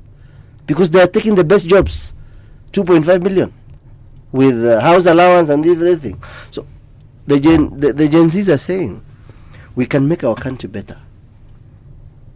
I work with a guy who designs software. It's called Shirandula. It's from Malawi. The kind of things that guy does in this country, the entire payroll can be in that system. The entire payroll can be in the system. So if a name is repeated or an ID is repeated, a number is repeated, it gives you a blink. And then it pops it up. So no more ghost workers. No more ghost workers. Issues of projects, drilling or systems, like in hospitals. We are now designing a system for my hospital where everything is going to be done through the system. Approvals, drug inquisitions, leave. So it's an ERP. Yes. One of the hospitals is using in Rongai. So you see, they are Kenyans with brains. Because they studied their stuff so well, he was talking to me yesterday about how AI is used to resolve mathematical issues. This loci, probability, statistics. 5 minutes, a whole document is resolved. Done. Yeah. So what we are saying is that those of us who are blessed to be in Kenya, born here and raised, we have seen what happened. There are better ways we can do things. Gen Zs are not wrong. The right to freedom and the right to liberty, my dear friends, existed before civilization. It was created with Adam and Eve. It is a God-given. We don't need permission from the government to protest. Yes, I was given the brain, I was given the voice by God, not the government. Yeah, I was created from, Adam was created from the clay, Ardi. I was created from a sperm. It becomes clot blood, it becomes a flesh, turned to a human being. I was born, I was given a brain, I was told use your brain for ability of thinking. I'm thinking, I'm saying this one is not working. This one is better. Why? From experience, knowledge, research, precedents. So that's what the youth are saying. Then we have a guy who does not want to change. Those are signs of fools. You know, all of us were one-time fools. True. You remember that? In high school, the way you romanticize, you're going to marry a very beautiful lady with very straight tits, big-legged things. Those were fantasies because of our foolishness. The reality on the ground. Then we got married and saw the reality. The lady we married with straight tits and beady body, within 4 kids, everything is flumpy. Do you run away? No. Why? Because when she became pregnant, her breasts had milk. There was a child sucking her. She was carrying a child for 9 months. So if you stretch. It was a stretch. When you see stretch marks, the first night you married her, she didn't have. So you see, so reality will kick in. Okay. The reality is human beings, everybody, including the packing boys. I wrote an article about them in 2007. The packing boys have dreams. Soro was one time a packing boy. This was Soro champion. He was a chora. But God blessed him, he's an MP. Instead of helping the streets guys by establishing centers and doing ABCD, he's defending Ruto. Okay. So, the government, you are not the smartest Kenyans. You are full of PhD holders who are idiots because you I have never read a paper on some of these people.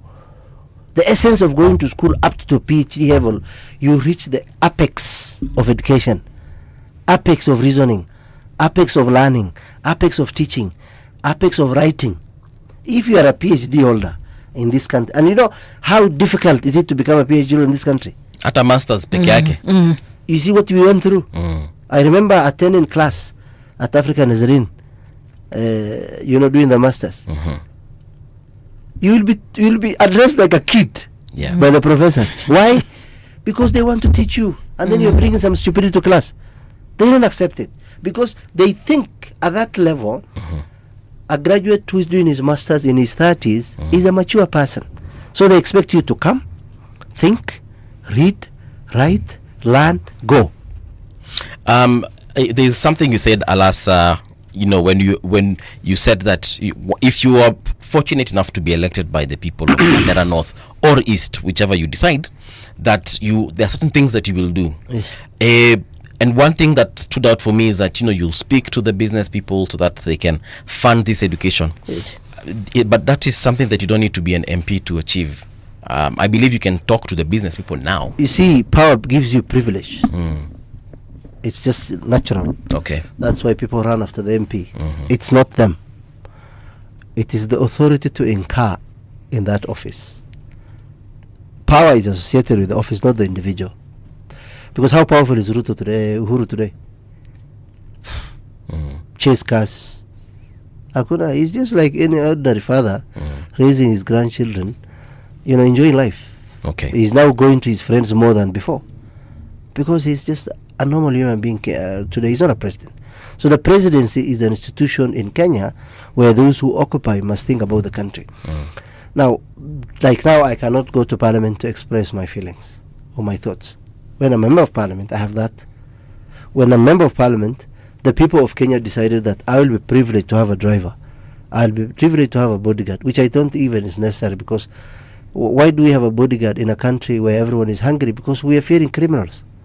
Why don't you think of a country where everyone is happy?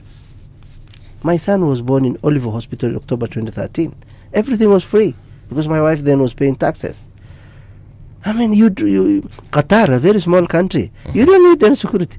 My sister here can walk wherever she wants. 2 a.m. No one is going to touch her. Why? No one is hungry to even wanting her phone. Everyone is educated. They have money. They have been taken over by the state. The people who steal are hungry. The people who rob have seen that others are robbing using the pen, and they have skills. And by the way, the people who rob banks are not just ordinary people. So the office is the apex of Kenyan governance. Member of Parliament. I don't think these ones have realized. That's why in chapter 8, 9, 10, Parliament, Executive, Judiciary. Now, being a member of Parliament gives me the mandate of the people of Kenya. I'm only a member of Parliament elected from Mandera. But when I go to Parliament, I'm a member of Parliament of the National Assembly of the Republic of Kenya. I'm not an MP from Mandera. No, I'm an MP elected in Mandera. From Mandera. But you are working for the Kenyans. I am working for the Republic of Kenya because my salary is not paid by the people of Mandera. I'm paid from the Consolidated Fund, which is the Republic of Kenya's coffers, which means the people in Busia, where I lived, Mandera and Namanga, are all paying tax. Meaning, I should think for the country, but still, because when you legislate, you're doing legislation for the country. When you oversight, you're doing the oversight of the budget, 4.123 trillion. When you represent, you're representing every Kenyan. But now, because we need division of labor in terms of working, every MP is supposed to see a certain place is coming up, so that we all come up. That's why we have 290 constituencies. You see, the guy who came up with the CDF, I think he was a Central MP from Central. That was then. We don't need CDF right now. We don't. We don't need bursaries from anyone. We don't. Make primary school free, secondary school free, and then subsidize the universities. That's it. And you're good to go. And you're good to go because the money leaves treasury, goes to every account of every school. That's it. Why do you have a women rep carrying money around? Why do we need an MP money an MCA, a governor? This is a confused country. We are supposed to be organized in a sense that how do we use the least effort to get a maximum output. It's funny you've mentioned the women rep. There are people in this country who think, including myself, that we don't need that position of the woman rep. I don't know. As an aspiring member of parliament, what are your thoughts? We need only 290 members of parliament maybe few nominated for marginalized communities and disabled, and a very strong Senate. And we are good. And we are good. We even don't need a deputy governor. We just put in the law that when the governor is elected, he nominates one of the CECs to be his deputy in the event of either madness, bankrupt, or death. What if we can have the DG, yes, but the DG part I'm looking at the cost. Becomes part of the executive. No, we don't need to. Such that I can be the deputy governor of Nairobi, but I'm also in charge of the treasury of Nairobi, or I'm in charge of agriculture in Nairobi, or whatever. You see, now you take two roles, the one of the deputy governor and the one of the CEC. Why don't you just become a CEC and you're the deputy? And you don't get money for the deputy. Okay. You only get money for the CEC. Yeah, Right. 400,000. Okay. Yeah, you've talked of you would want an MP seat, and MPs are people who are paid well, and you've been quoting here the issue to do with their pay, 2.5 million, blah blah blah, 4 million sometimes, and all that. Maybe you will push for a motion to reduce the pay for the MP, because that is one thing that Kenyans have always wanted. Yes, if Kenyans will support me, yes. If I get 20 million Kenyans to sign a petition, I will. So I don't need 4 million Kenyans. I don't. To how much, maybe? 500, 600, 800 most. You don't need all this money. You see, the budget for Mandera County Government free education is 490 million. What is the salary of MPs? Look at the fees we ask the students of the universities to pay. In fact, the president should earn 800, members of parliament should earn 700, 650. Judges should go for 600 most. No one in Kenya should earn more than 800 in government. Including the president. Including the president.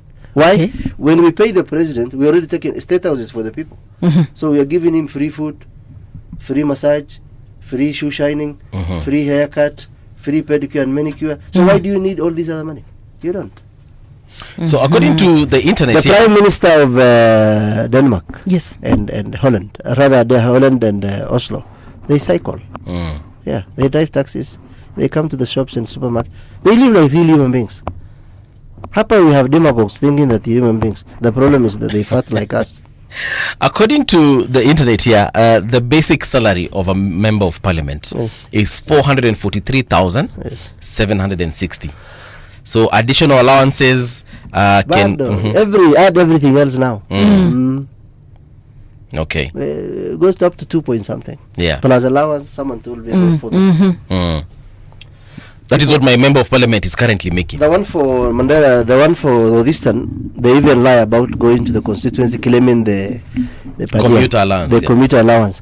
They travel by air, yet they claim for. So it's a dishonest society. Yeah. Okay. Yeah, you don't need a lot of money to live. You just need enough. Enough is, can you pay school fees? Yes. Are you free from stress of money? Yes, which means the amount you're getting is always secure. Yeah, you're good to go.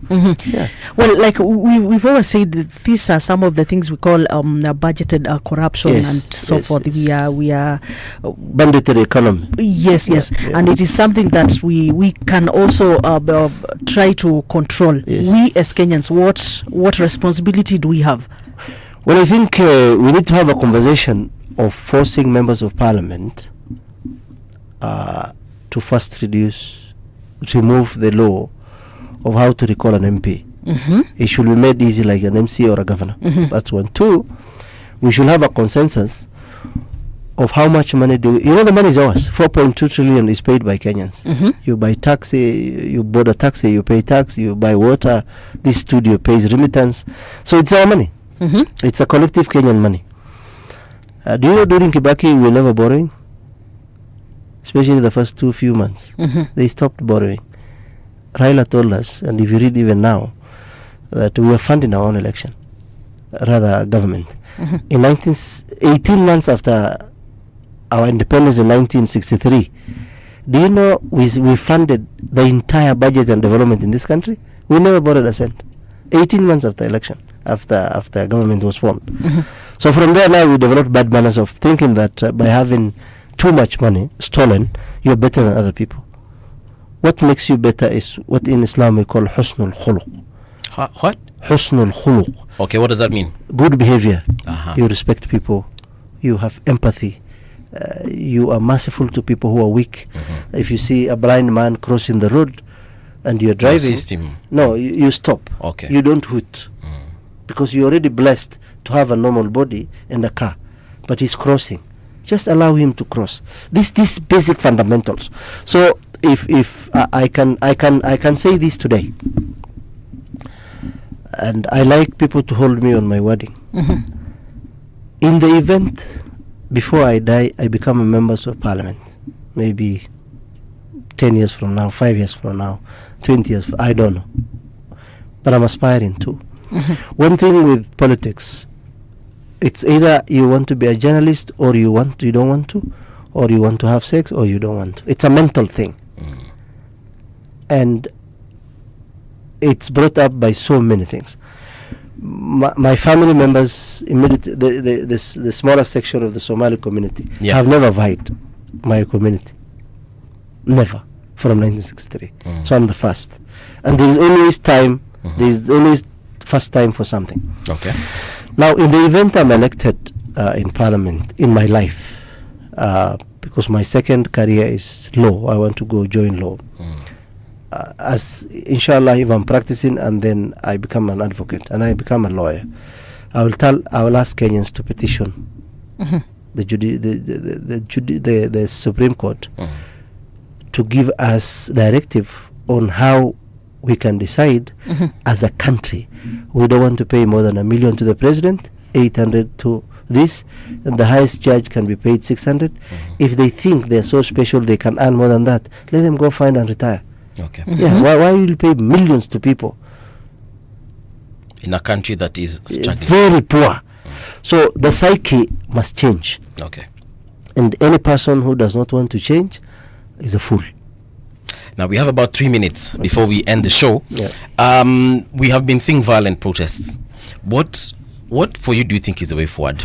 If tomorrow a leader calls for maandamano or next week or whatever, do you think people should go to the streets? Because it's like every time we go to the streets, the numbers of the people who are dying and getting injured and abducted keep on rising. If next week there will be a protest, I will join them. Okay. If there will be a protest next week, I will join them. But I'll tell them this. You cannot accuse the government of violence, yet you're hurting fellow Kenyans. Hard-earned, you're stealing. So you have no moral authority to agitate anti-corruption crusade, anti-thievery, bad manners, yet you go to the street as a graduate, a doctor, a lawyer, an engineer, a ordinary Kenyan. You steal from a fellow Kenya. You hit another Kenya. The moment you raise your hand and hit somebody, you have left being a Kenyan. You became a Kenyan who is a criminal. You will be taken down for assault.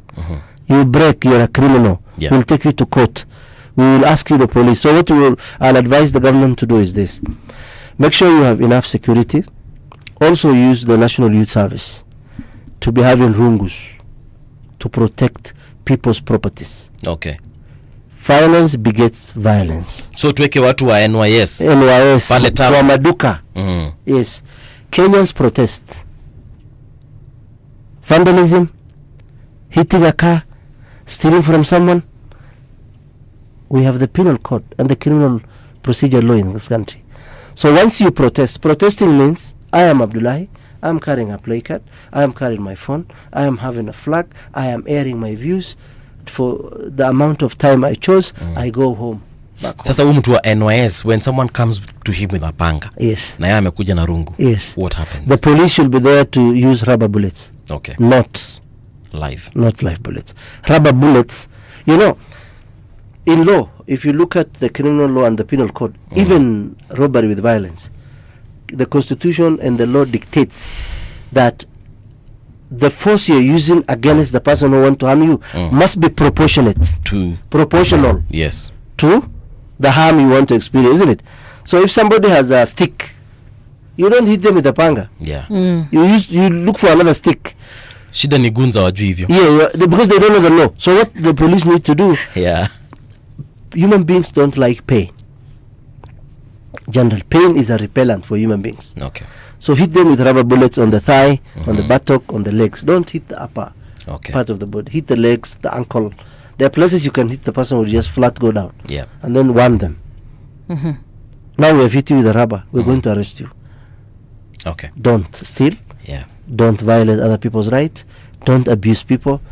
Respectfully and in a civilized way. Educated people must be civilized in a sense that they know what is wrong and what is right. Thank you so much, Abdullahi Alas, for coming through. We do wish you all the best as far as your political ambitions are concerned. Please come back to the studio. We shall be having more of these conversations. We shall definitely give you that invite. To the listener, don't go too far, because in the next hour, we shall be having a conversation with Mzalendo Mutemi on issues surrounding basically our livelihoods and how we're going to be moving forward as a country. So don't go too far. We'll be right back. You can also still find us on our social media pages. The conversation is going to be around community organizing and of course just getting out of that colonial mindset. Yeah, all right, so don't go too far. We will be right back.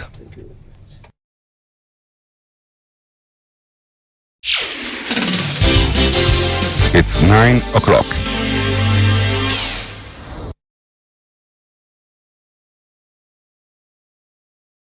Radio generation, the sound is fine. Pump it up, turn it high all the time. Let the music move you, let's sway.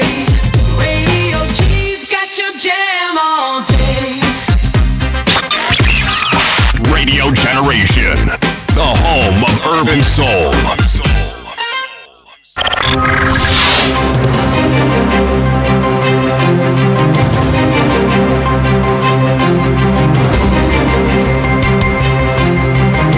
This is the Radio Generation News.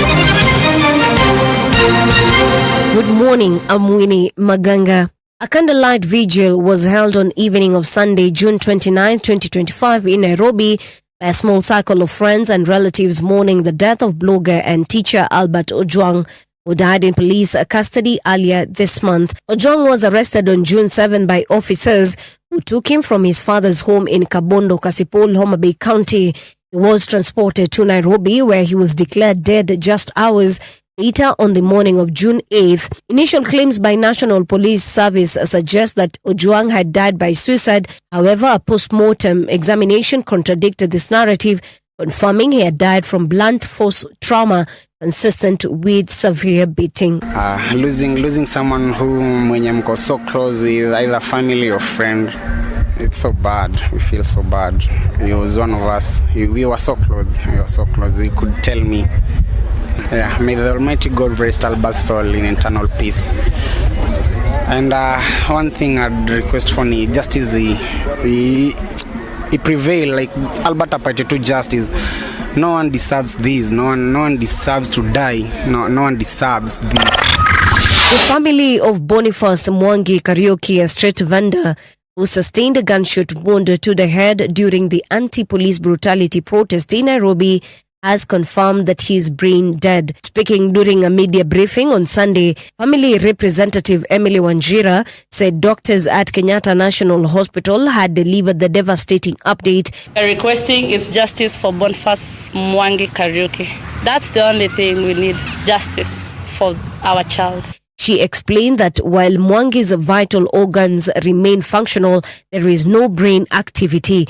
Mwangi's father, Jonah Karaoke, said the family had been called to the hospital at midnight on Sunday and informed about his son's condition. Mimi ndio baba ya Boniface Mwangi.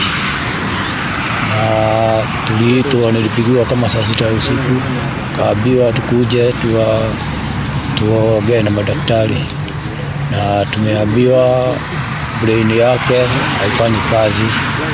Sasa tukujua kuanzia hapo sasa ni gani. Tujaambiwa ameondoka, lakini tumeambiwa brain yake haifanyi kazi, lakini roho inapiga. Sasa hiyo ndio ingine.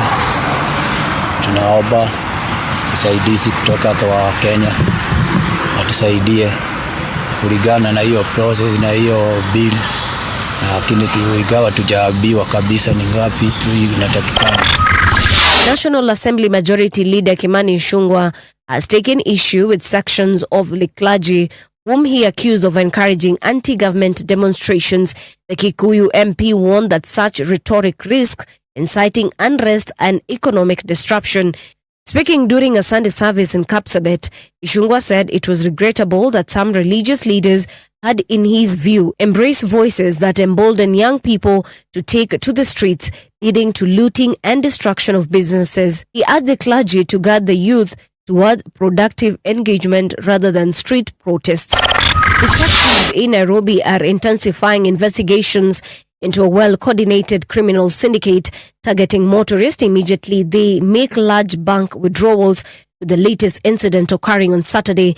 The victim, Patel Kantiba, had just withdrawn 999,000 Kenya shillings from a bank along Parklands Avenue when he was ambushed and robbed. Nairobi Regional Criminal Investigations Officer Benson Kasioki confirmed that the group is believed to be behind at least 3 similar incidents they first reported last year. A heat wave continues to grip large parts of Europe, with authorities in many countries issuing health warnings amid searing temperatures. Southern Spain is the worst affected region, with temperatures in the mid-40s Celsius recorded in Seville and neighboring areas. A new heat record for June of 46 Celsius was set on Saturday in the town of El Granado, according to Spain's National Weather Service, which also said this month is on track to be the hottest June on record. Red heat warnings are in force in parts of Portugal, Italy, Croatia, with numerous amber warnings covering areas including Spain, France, Austria, and Belgium. And that's the truth on Radio Generation. Good morning. I'm Winnie Maganga.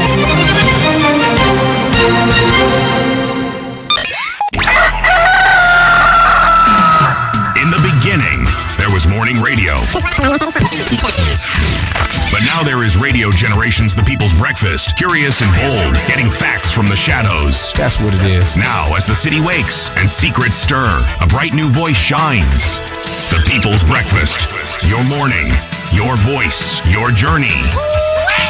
Good morning. Good morning, my neighbor. Welcome to the home of hard truths and bold insights. Radio Generation. A very good morning to you. We're just having a very nice banter here in studio with our current guests, and we want to just talk about a couple of issues that we feel are very important to you, our listener. And of course, we're very, very, very keen on ensuring that we change how conversations are had as far as radio is concerned. Just making sure that after every speech, after every time we turn off the microphone, we ensure that indeed the Kenyans are getting what they need in terms of just opening up their minds. And today's conversation is around echoes of colonial repression. Our guest is Mzalendo Mutemi wa Kiama. Mr. Mzalendo, welcome to the studio. Asante sana. This is your first time here, obviously. Yes. It's our first time hosting you, and we're hoping that we're going to have a blast of a time. Yeah, you're a community organizer yourself. Maybe you can just give us a brief of what exactly it is that you do before we get into the meat of the matter. I think if you look at what has happened since last year, June 5th, although that was a major day, right?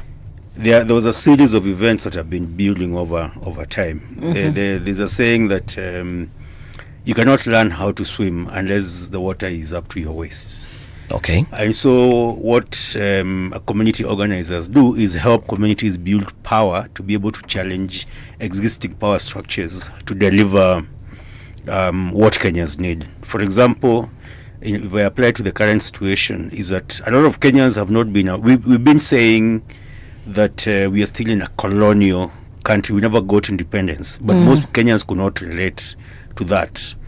But now, if you look at what has been happening in the last few years, 2 years from the 2023 protests, 2024 protests, and then 2025 protests, it's very clear that the system have been pretending to be democratic, but once it's been pushed to the wall, the system has now shown its real character. Colors, yeah. And our work as community organizers is to, let's say, fill the water in the swimming pool, through political education, we tunachambua mambo, tuna help Kenyans to analyze issues, to come to their own conclusion. Okay. And the massive protest that you're seeing is because most of the young people have seen they are now out of the box, the box that they've been put in. Okay. And so as community organizers, we help communities deal with their issues, organize around those issues, because there's nothing that happens without organizing. You just said 2023, I think, or did you, and then you went to 2024. Then of course you spoke about this year. Yeah. Are you talking about the protests that we had that were called by Raila Odinga, or you're talking about other protests? No. That's actually one of the challenges that we have in this country. And if you're talking about echoes of colonial repression, the colonial trick is divide and rule. Okay. So I'm sure you've heard about that regarding how the white man came to this country. Is to create a binary that there are two sides, and you have to belong to one of those sides. Right. Us as community organizers have only one side, and that side is what is called Wanjiko, the citizen. We don't align with any political side unless it's going to benefit the people the communities that you're working with. Okay. So we might find us supporting one or the other, but that is always strategic. It's never affiliation of that getting into you're either with Baba or you're with Uhuru first, then Ruto first, second. So what we try to do through political education, not civic education. Okay. Civic education tells you what the constitution says, what your rights are and all that. And most Kenyans by now know what their rights are. It's being able to connect your situation, why you don't have water, why your kids cannot go to a good school, why medical services are expensive. Being able to connect that with your actions. So that you've called it political education. Political education. All right. Political education is being able to connect dots on how politics affect your life directly, not your community's life. Sisi Wajaluo tuko na Raila, sisi Wakikuyu tuko na Uhuru, sorry. Sisi Wakamba tuko na Kalonzo. That is divide and rule. Okay. It's very deliberate, as you're seeing what is happening right now. Yeah. When the mass of young people have come together, the Gen Zs, and other Kenyans have joined them, it becomes a threat to the state because the state is not delivering. They are busy looting. So they have to be divided. That's why now we are seeing what are being called Guzi. It's about how do you divide these people. You have first to plant a seed in the mind of Kenyans that protests are riots. Remember, initially it used to be the word riot, which has left our nomenclature because because of civic education, we've matured from that. What their rights are, and the right to picket is in the constitution and that kind of thing. But this state, to understand, it's called the Westphalian state. What it means is that when Europe was fighting among themselves, when there were small kingdoms and all that, they realized that they could not develop when they were divided. So they were brought together under what is called the Peace of Westphalia. You can Google it. Okay. Now that's the state that then came and colonized Africa and carved Africa into small countries, colonial and viable states, which means they can't work.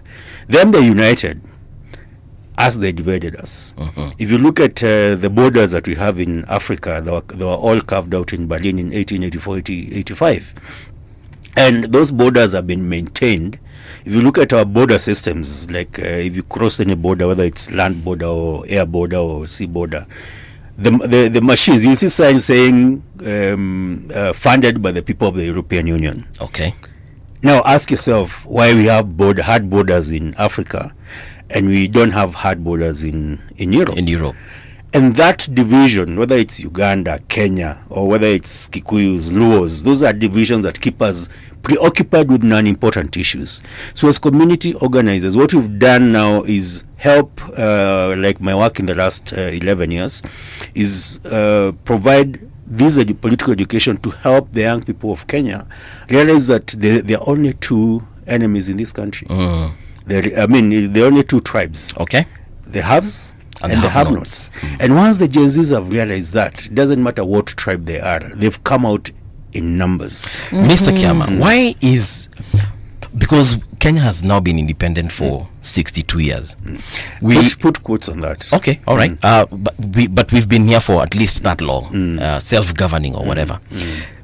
When during this entire period, we are still talking about the same issue day in, day out, 60 years later. Tribalism, and the divisions that you've just spoken about.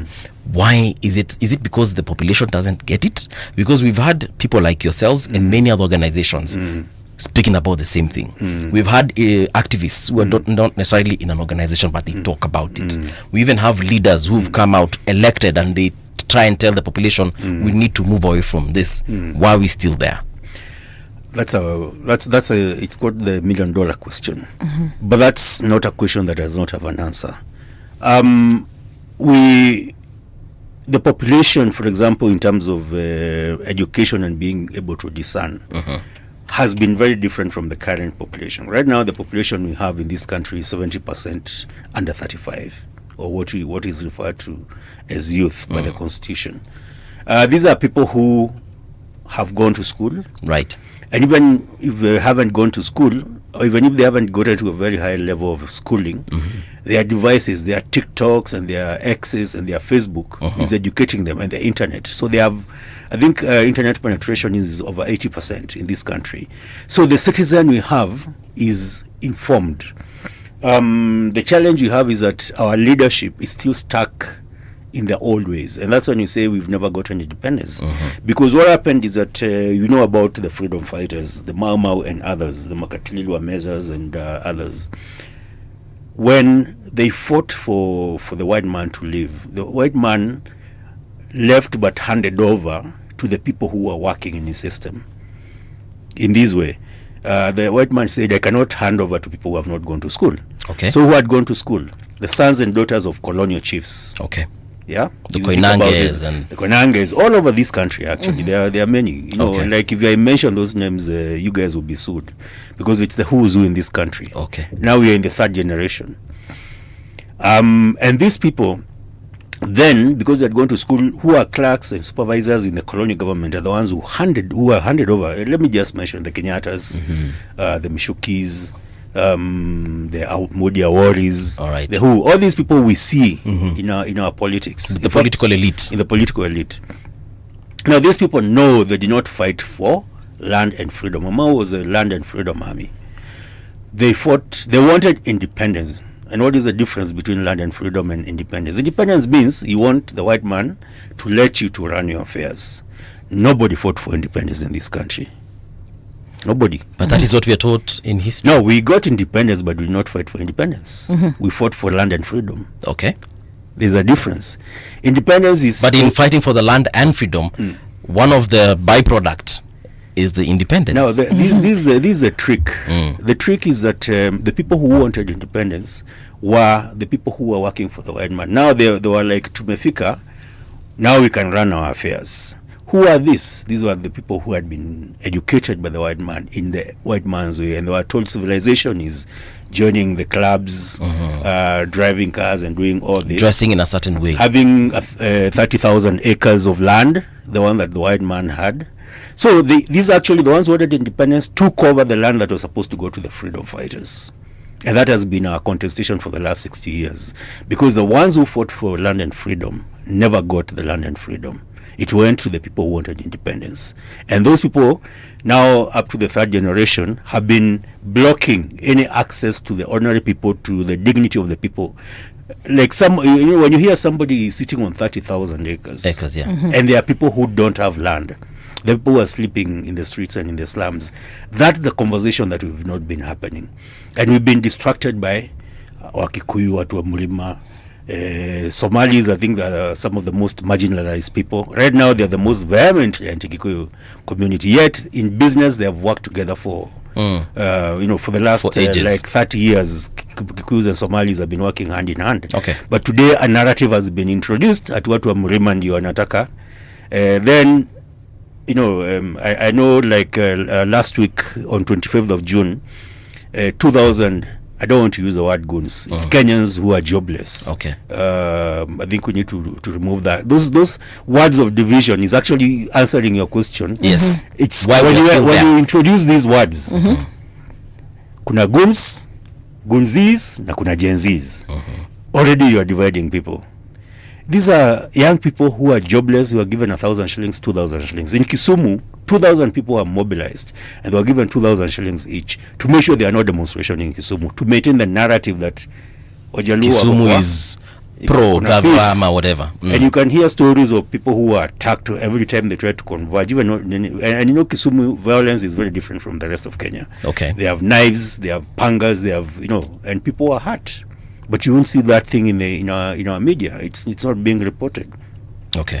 So that is what has kept us in that space. But the Gen Zs have said, no, we are tribeless. We are leaderless. We don't care about all those divisions. Right. But you see, the politicians are still trying to go back to the old script. Like when you unite Kalenjins and Luos, we are cousins. They are cousins. They say, actually, this cousin narrative did not start with Gachagua. It starts with we are Nilots. All right. But they are Nilots. They are Nilots, but it's an ethnic have they grouping. just discovered they are Nilots? No. You see, they've been Nilots since time immemorial, since God's creation.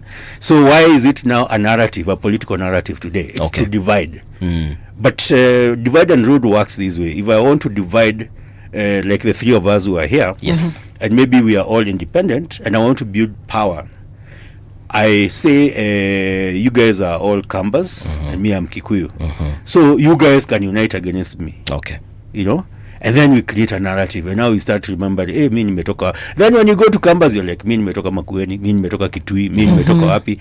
And then you create more divisions, and people get preoccupied. That's what we've been preoccupied with for the last 60 years. But the Gen Zs have said, enough is enough. So you want to tell me that this political class, this political elite that is currently doing these divisions, a very small number, surely.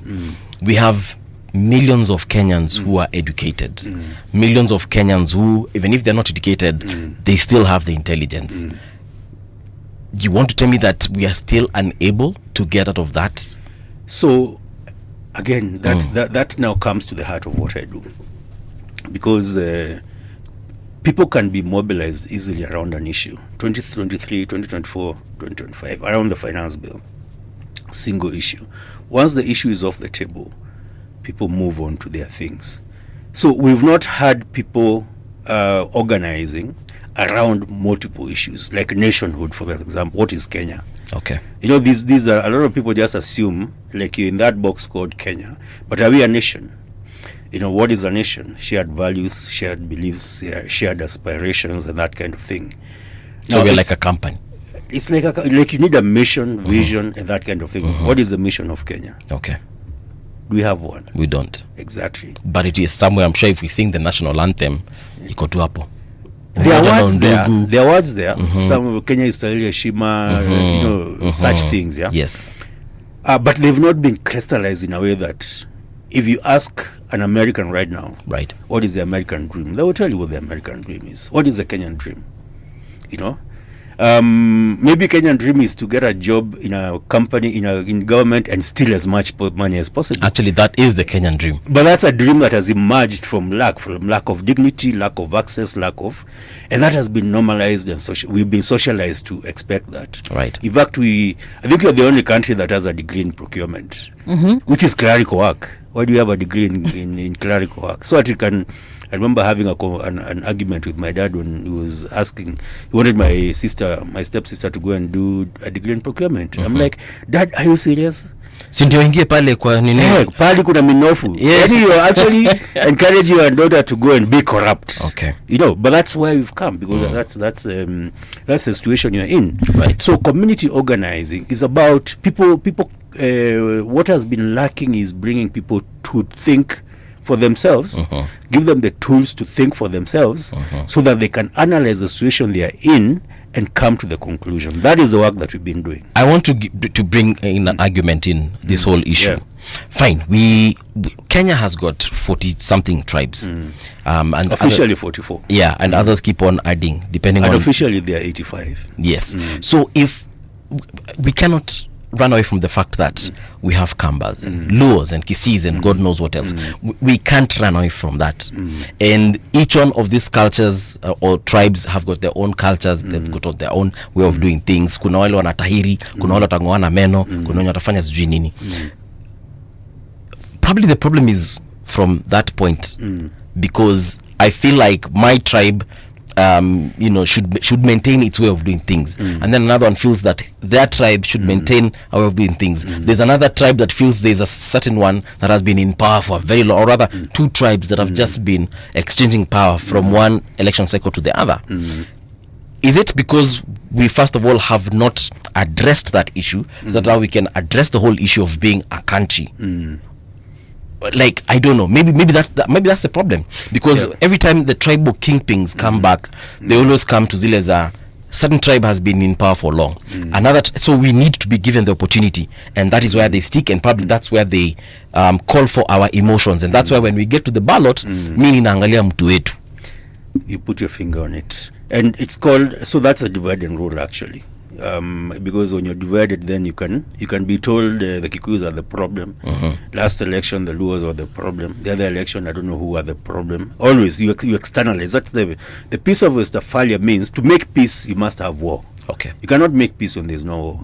So you have to keep the population fighting each other, or imagining there's an imaginary enemy, so that then you can come and say, I'm the one who's going to unite the country. I'm going to do this, defeat this enemy. Kenyans sit, live together. I come to your house, you give me sugar if I don't have sugar, salt, and that kind of thing, until politics comes in.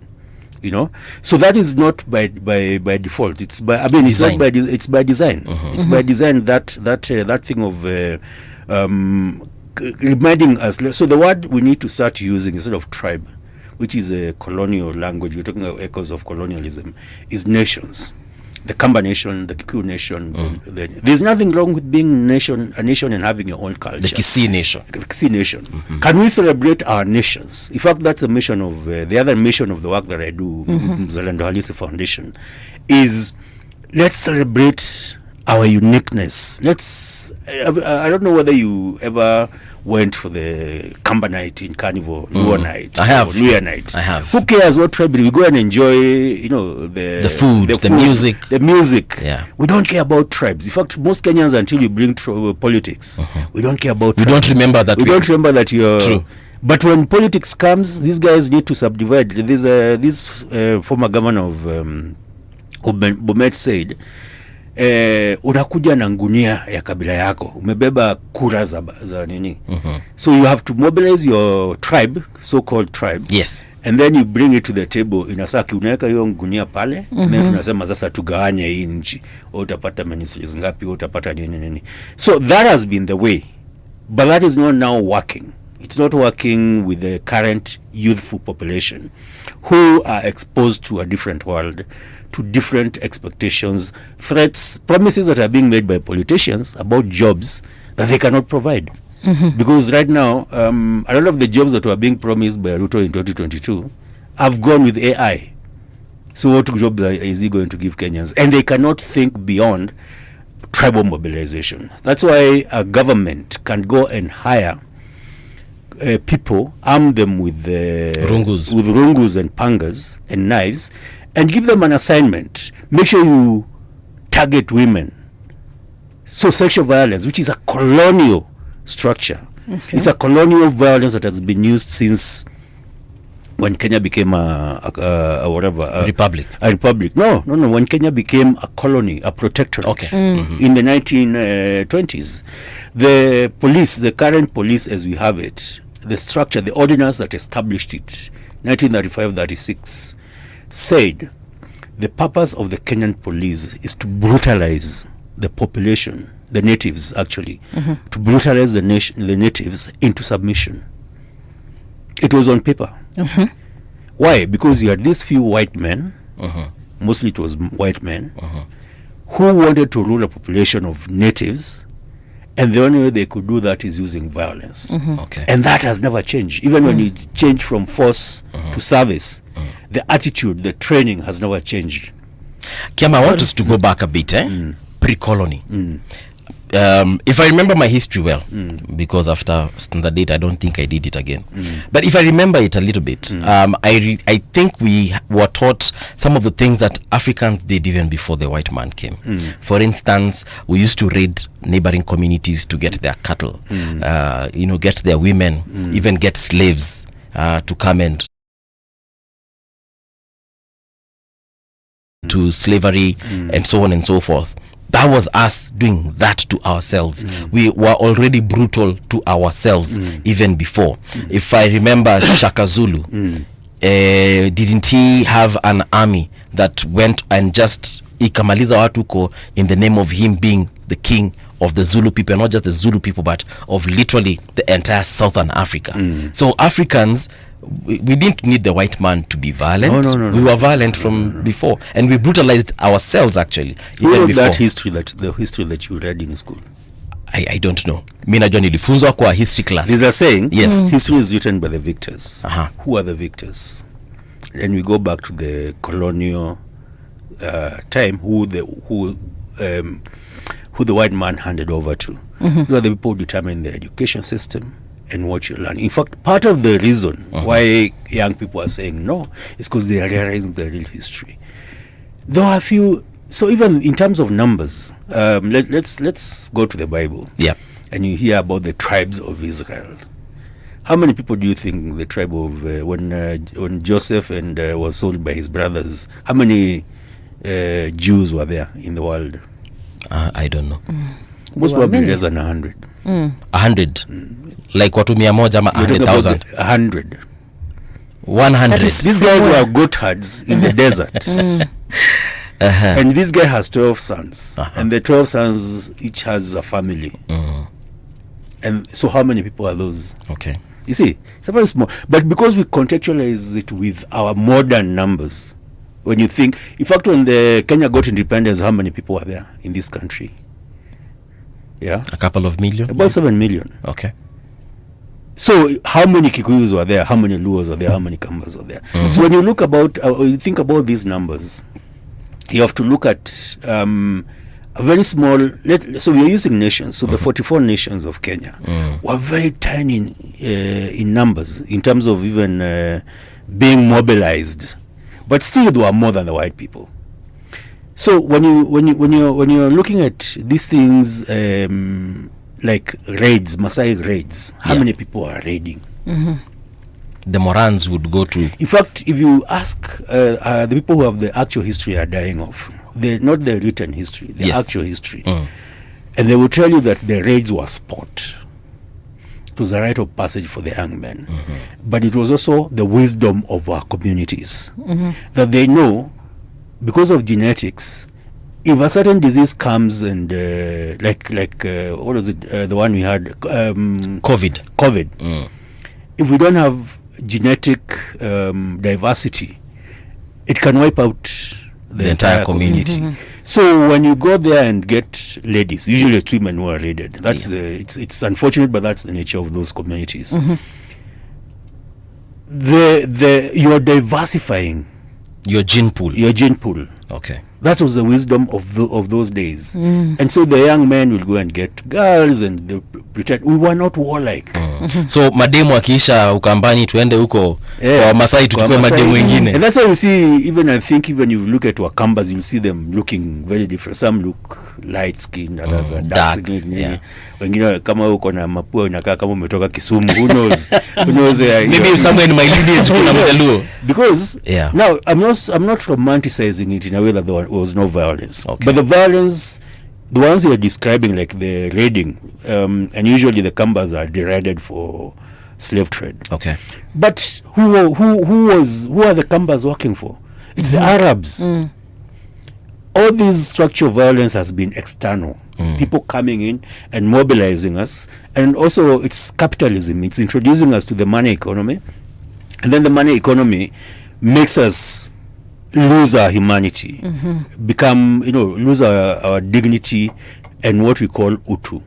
In fact, part of the solutions we are offering as we do our political education right now is for us to rediscover our humanity.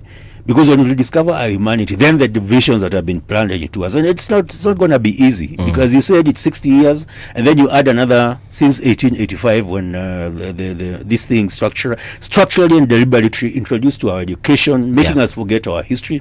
So it's about 400 plus years of colonialism.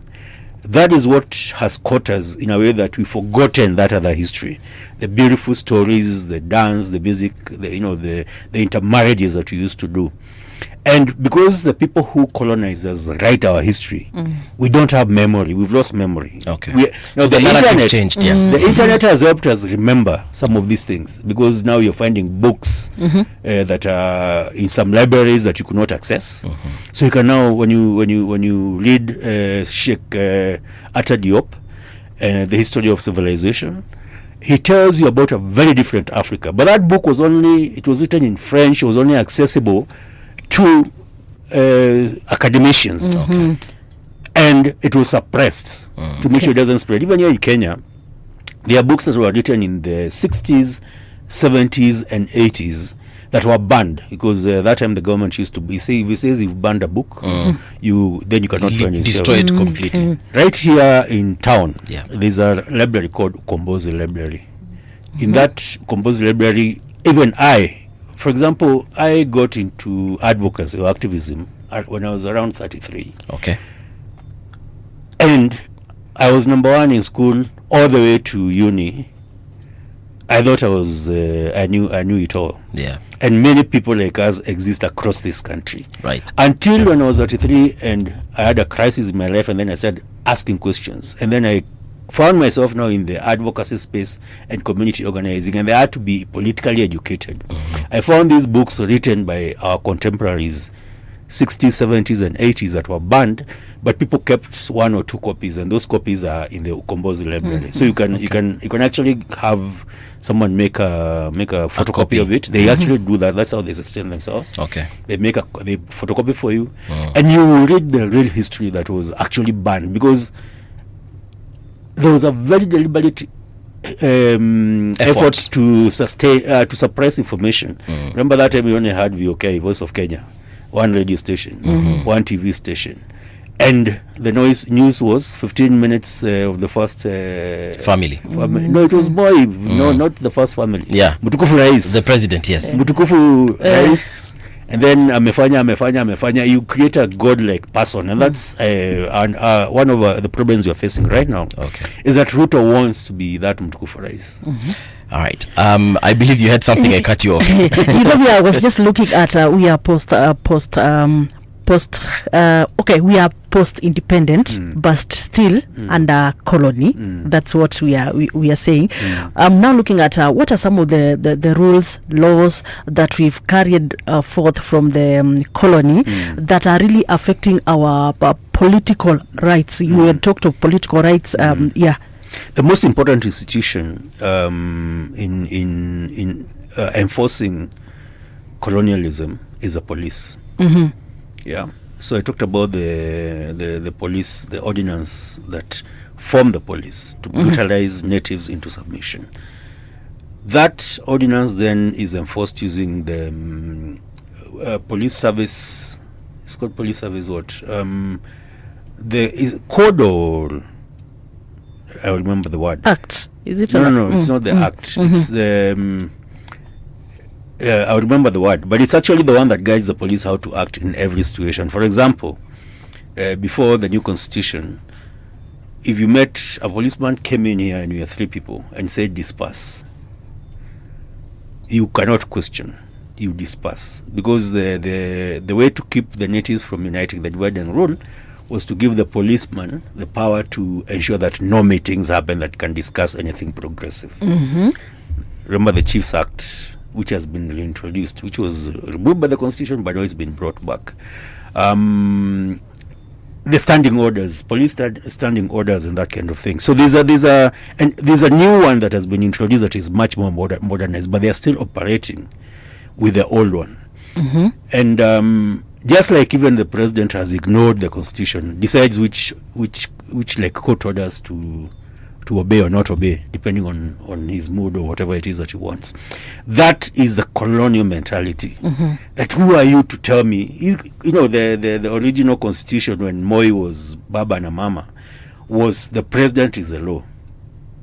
I say it goes. You guys will implement and the whole government lies. Now EQT public participation. You're wasting my time.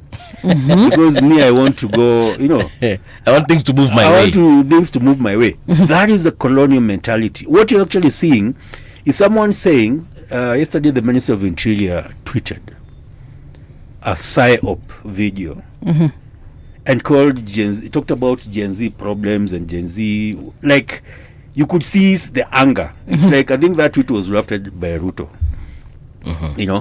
Because it's someone who cannot understand what people are complaining about. What are these kids, children? They keep calling infantilizing.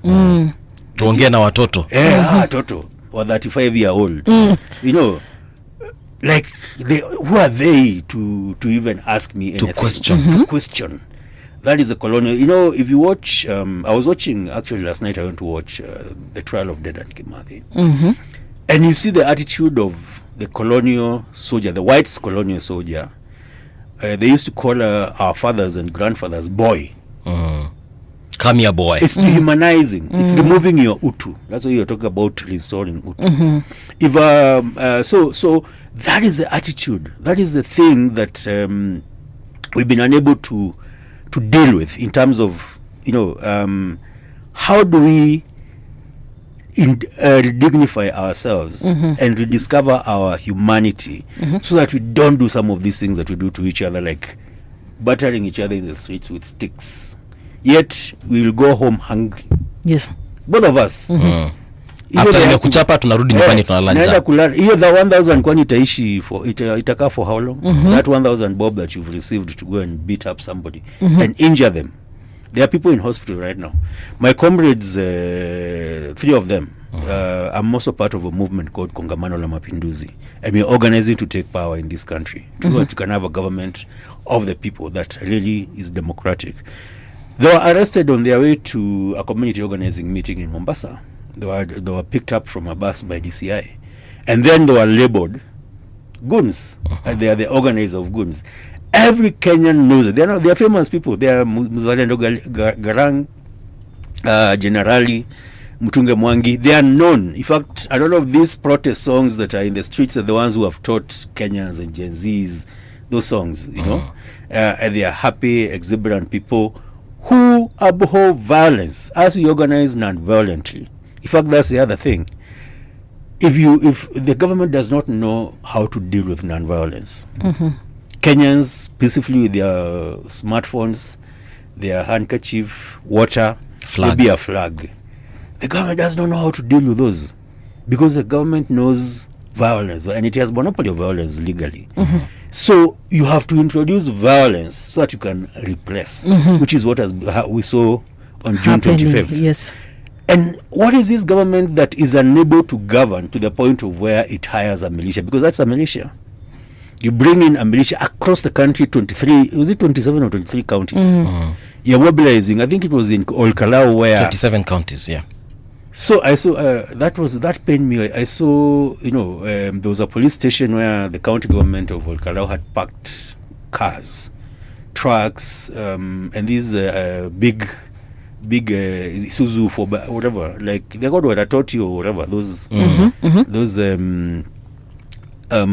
Cruisers, luxury 4x4s. Oh, the limousines. No, these ones that the pickup, the double cabin SUVs, the double cabin pickup. I think I saw 5 touched with county government numbers. Those are our taxes. Someone hired people to go to a police station. The police moved away. Because there's no way you can go to a police station to burn cars unless the police have left.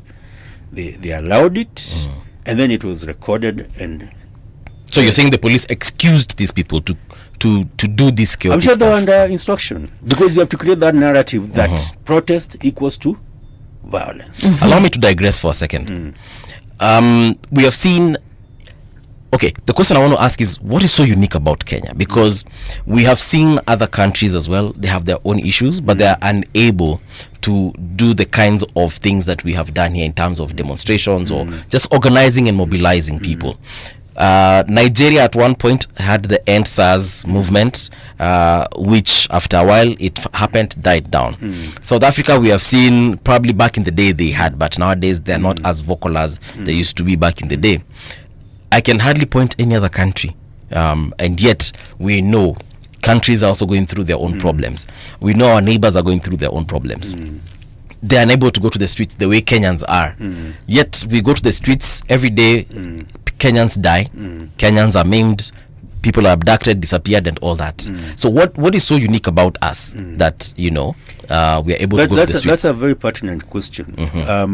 But you see, what you're saying is that just a few years ago we were those people who would complain in our homes, in our churches, in bars and wherever, and leave it there. That is the millennial and the Gen X, which I'm Gen X, and the boomers. Okay. And the reason why that generation was like that is because of this, again, structural violence that they were experienced. If your mom would stop you from protesting, or your dad, because they saw the brutalization that happens when you resist government. So remember, again, going back to the colonial police, they make sure that they meet a lot of violence, that when you try to go out, it's you among yourselves who are stopping each other. You're sitting in your brain, tunaenda maandamano, usiende utarepiwa, utapigwa, utafanya nini. That is the same script. We're talking about echoes of colonialism. That is the same script. So what has happened is that once you have a generation that cannot find jobs, or even the jobs they find, because a lot of them are self-employed doing online work and that kind of thing, and then this government that has not provided infrastructure for them now wants to tax them to death. What do you expect? And then people are much more informed, and they can exchange, they can speak to each other. Because remember what I talked about, when you had one radio station, you could control the narrative. Right now we are having one story, someone else is having another story somewhere else. There are so many Kenyans wanachambua mambo all over this country, and they are having conversations about issues that concern them. Unfortunately, we have a political class that is still stuck in the same way.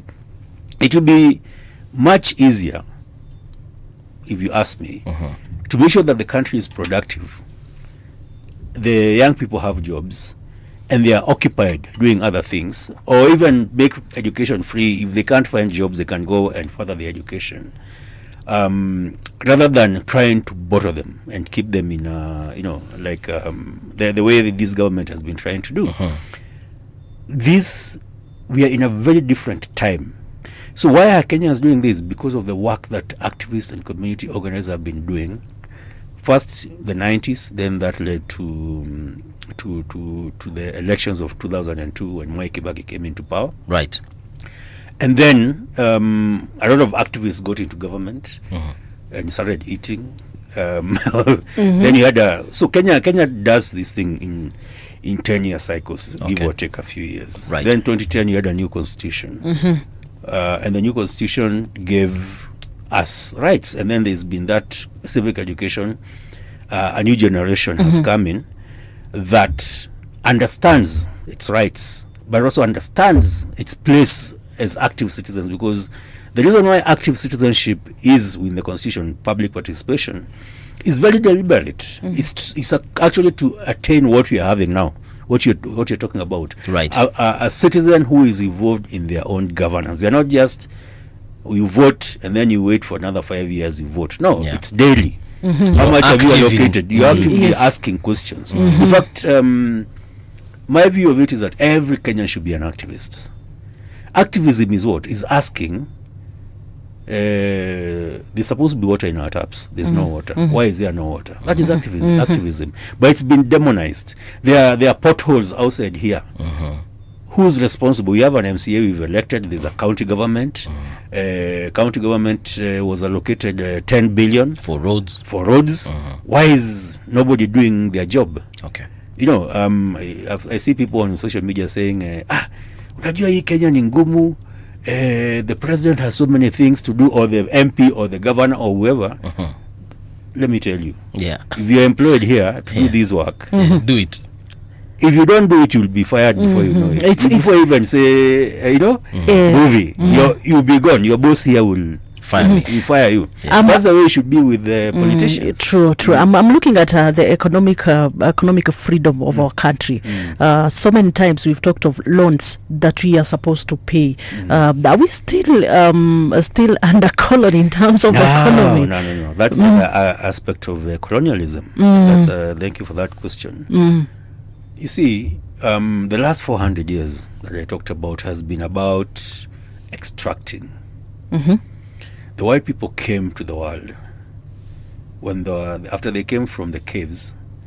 Then they came to the world and found pyramids, beautiful land, peaceful people, and that's why the narrative of violent African tribes was perpetuated, because they had to cast us in their own image, right, to justify the violence that they unleashed on us. We were called barbaric. Yeah. Yet we built pyramids, but you're barbaric. We built Zimbabwe, and all these kingdoms that we had then. So, when they saw this, they're like, how are you gonna do?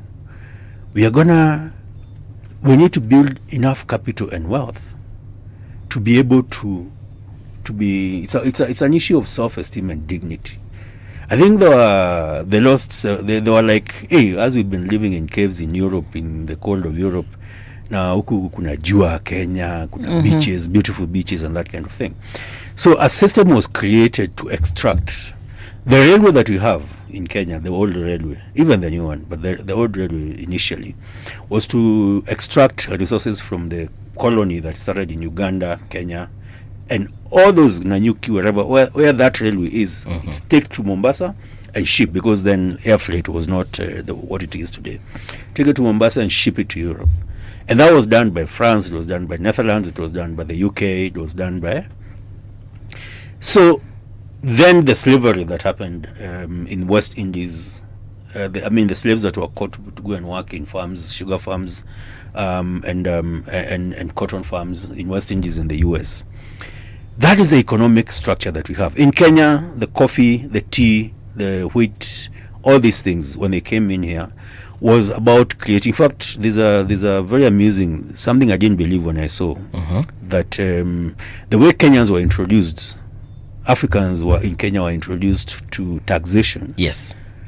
Because when the white man came, like, you're telling me I need to go and work and do what? But I'm fine. I have my farm there, I'm farming, I have my goats, I'm my cow. I don't need to go and work. But because the system needed to extract from your pockets, you have to be introduced to succession.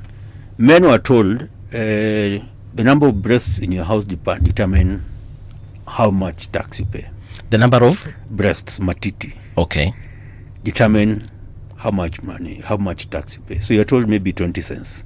So your wife, your daughters, whoever is living in your house, don't men also have breasts? So they didn't count hours. Talk about matiti. Sasa wanawake. Okay. Because the men had refused to go and work, so you have to go and work to justify you're being taxed now by this colonial structure. To be able to pay that tax, then you have to go and work in a farm, in a coffee farm, or in a tea farm, or in a wheat farm, or in a maize farm, or sugarcane farm, depending on where you come from. Yeah. And that is the same thing, is extraction. That's the same thing that has continued up to now. That's why you say we are still in that structure. So even the taxation that is happening now, the IMF, because what change was the structure of how it's done. How do you hide this? Make people, what people call jobs is actually wage slavery, if you use a different language. Yeah. It's getting people to come to work. You can clothe it in whatever kind of language. Yeah. But it's actually the reason why you're working is so that you can afford to buy everything, but also to pay taxes. Yes. And the KRA is the extraction. So how do you then ensure that you keep extracting from Africa, from the so-called global south? Give them loans. give them loans for projects that are unproductive. Okay, so that's a debt trap. If you got a loan to look at what is this farm called, the 1 million acres in Tana River, how much money has been sunk in that? Galana. To produce 10,000 bags of maize in 1 million acres. Yet UN, WHO, World Food, is it One Food, WFO, World Food Organization? Yes, says WFP. That WFP. Yeah. Of the 8 billion humans on this planet, 63% of them are fed by small-scale farmers.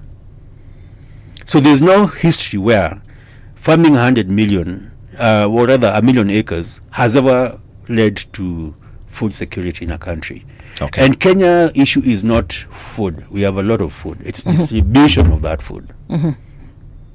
But we are told every single time, we have to import eggs, or we have to import milk, or we have onions. I think we get them from Tanzania. That's now, because when so it's an artificial shortage. It's What an extraction. Okay.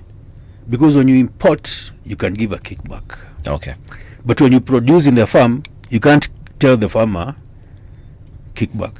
Even our education system now is about whatever. Yeah. Even our health system. Remember when Uhuru brought in Cuban doctors? Yes. Yet we had 4,000 unemployed Kenyan doctors. But he brought in why? Because to extract, when you make it a deal, 10 billion to bring in Cuban doctors, one lump sum, you can take 10%. So you can get like a billion. But if you employ 4,000 doctors, to get a cut, you'd have to tell them, negotiate with each doctor. So they give you a cut. So you'd rather bring a lump sum of doctors from Cuba rather than employ. It's extraction. That mentality of in Kikuyu we say unakulanga pahali umeajiliwa. That mentality, which is interestingly a product of our colonialism again. Think about echoes of colonialism. So Mr. Kiama, you're saying that with your organization you're trying the level best you can to ensure that we are politically educated. How effective are your efforts? Any success stories? Can we say that we have liberated minds in Machakos or Makueni, or we have been to Kisumu, and what we did, we can see the fruits? Can we quantify this thing? It can be quantified, first of all, in the Gen Z uprising of last year. So one, you'll find these documented in a few places, but mostly not publicly.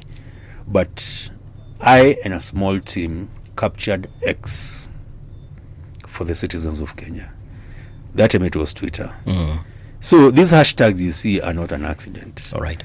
What X was then in 2012, 2013, 2014, up to 2015 was what Instagram is today, where you'd share, Mushene, who has slept with who has done a boob job, who has done what, those things, what you find in Instagram.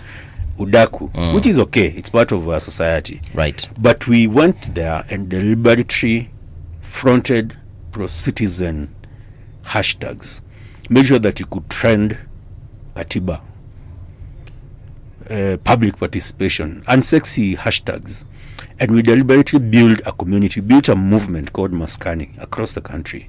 By the time I left that organization, we were like 14. We had 14 hubs of groups of Kenyans across this country: Nakuru, Kitui, Mombasa, Kisumu, Garissa. And these are citizens who used to come together, look at their society and look at their issues because all politics is local, and then speak to those issues. Let's say we have these 10 major issues.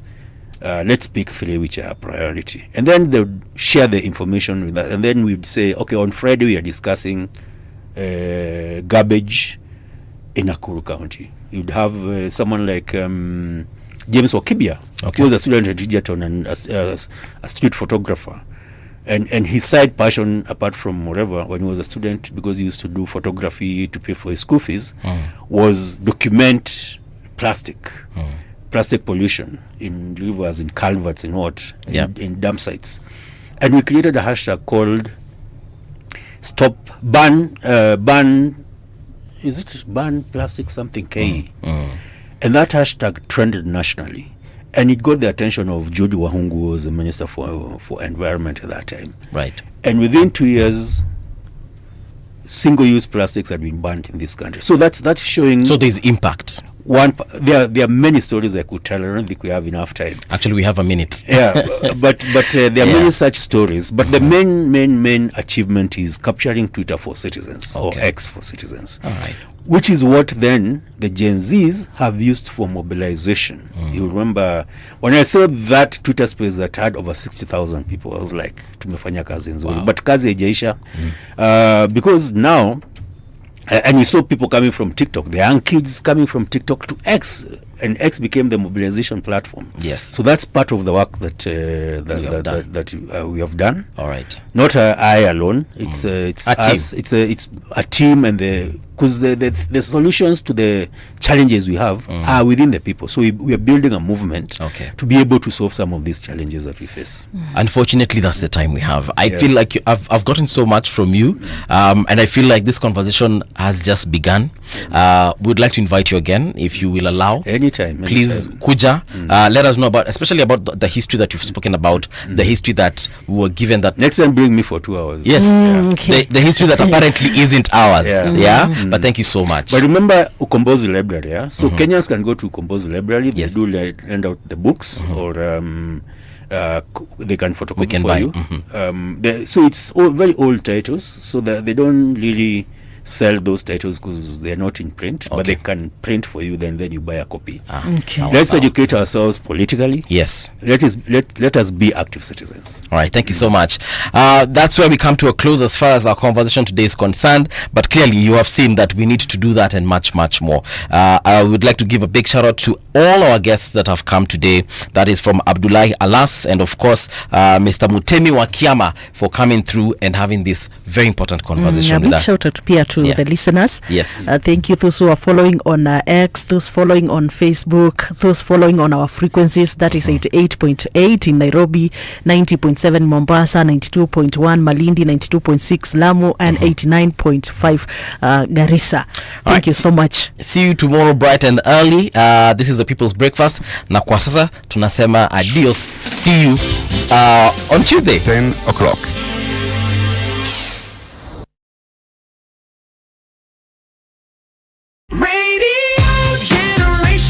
The sound is fine, pump it up, turn it high, all the time. Let the music move you, let's sway. Radio G's got your jam all day. Radio Generation, the home of urban soul. This is Radio Generation. Radio Generation.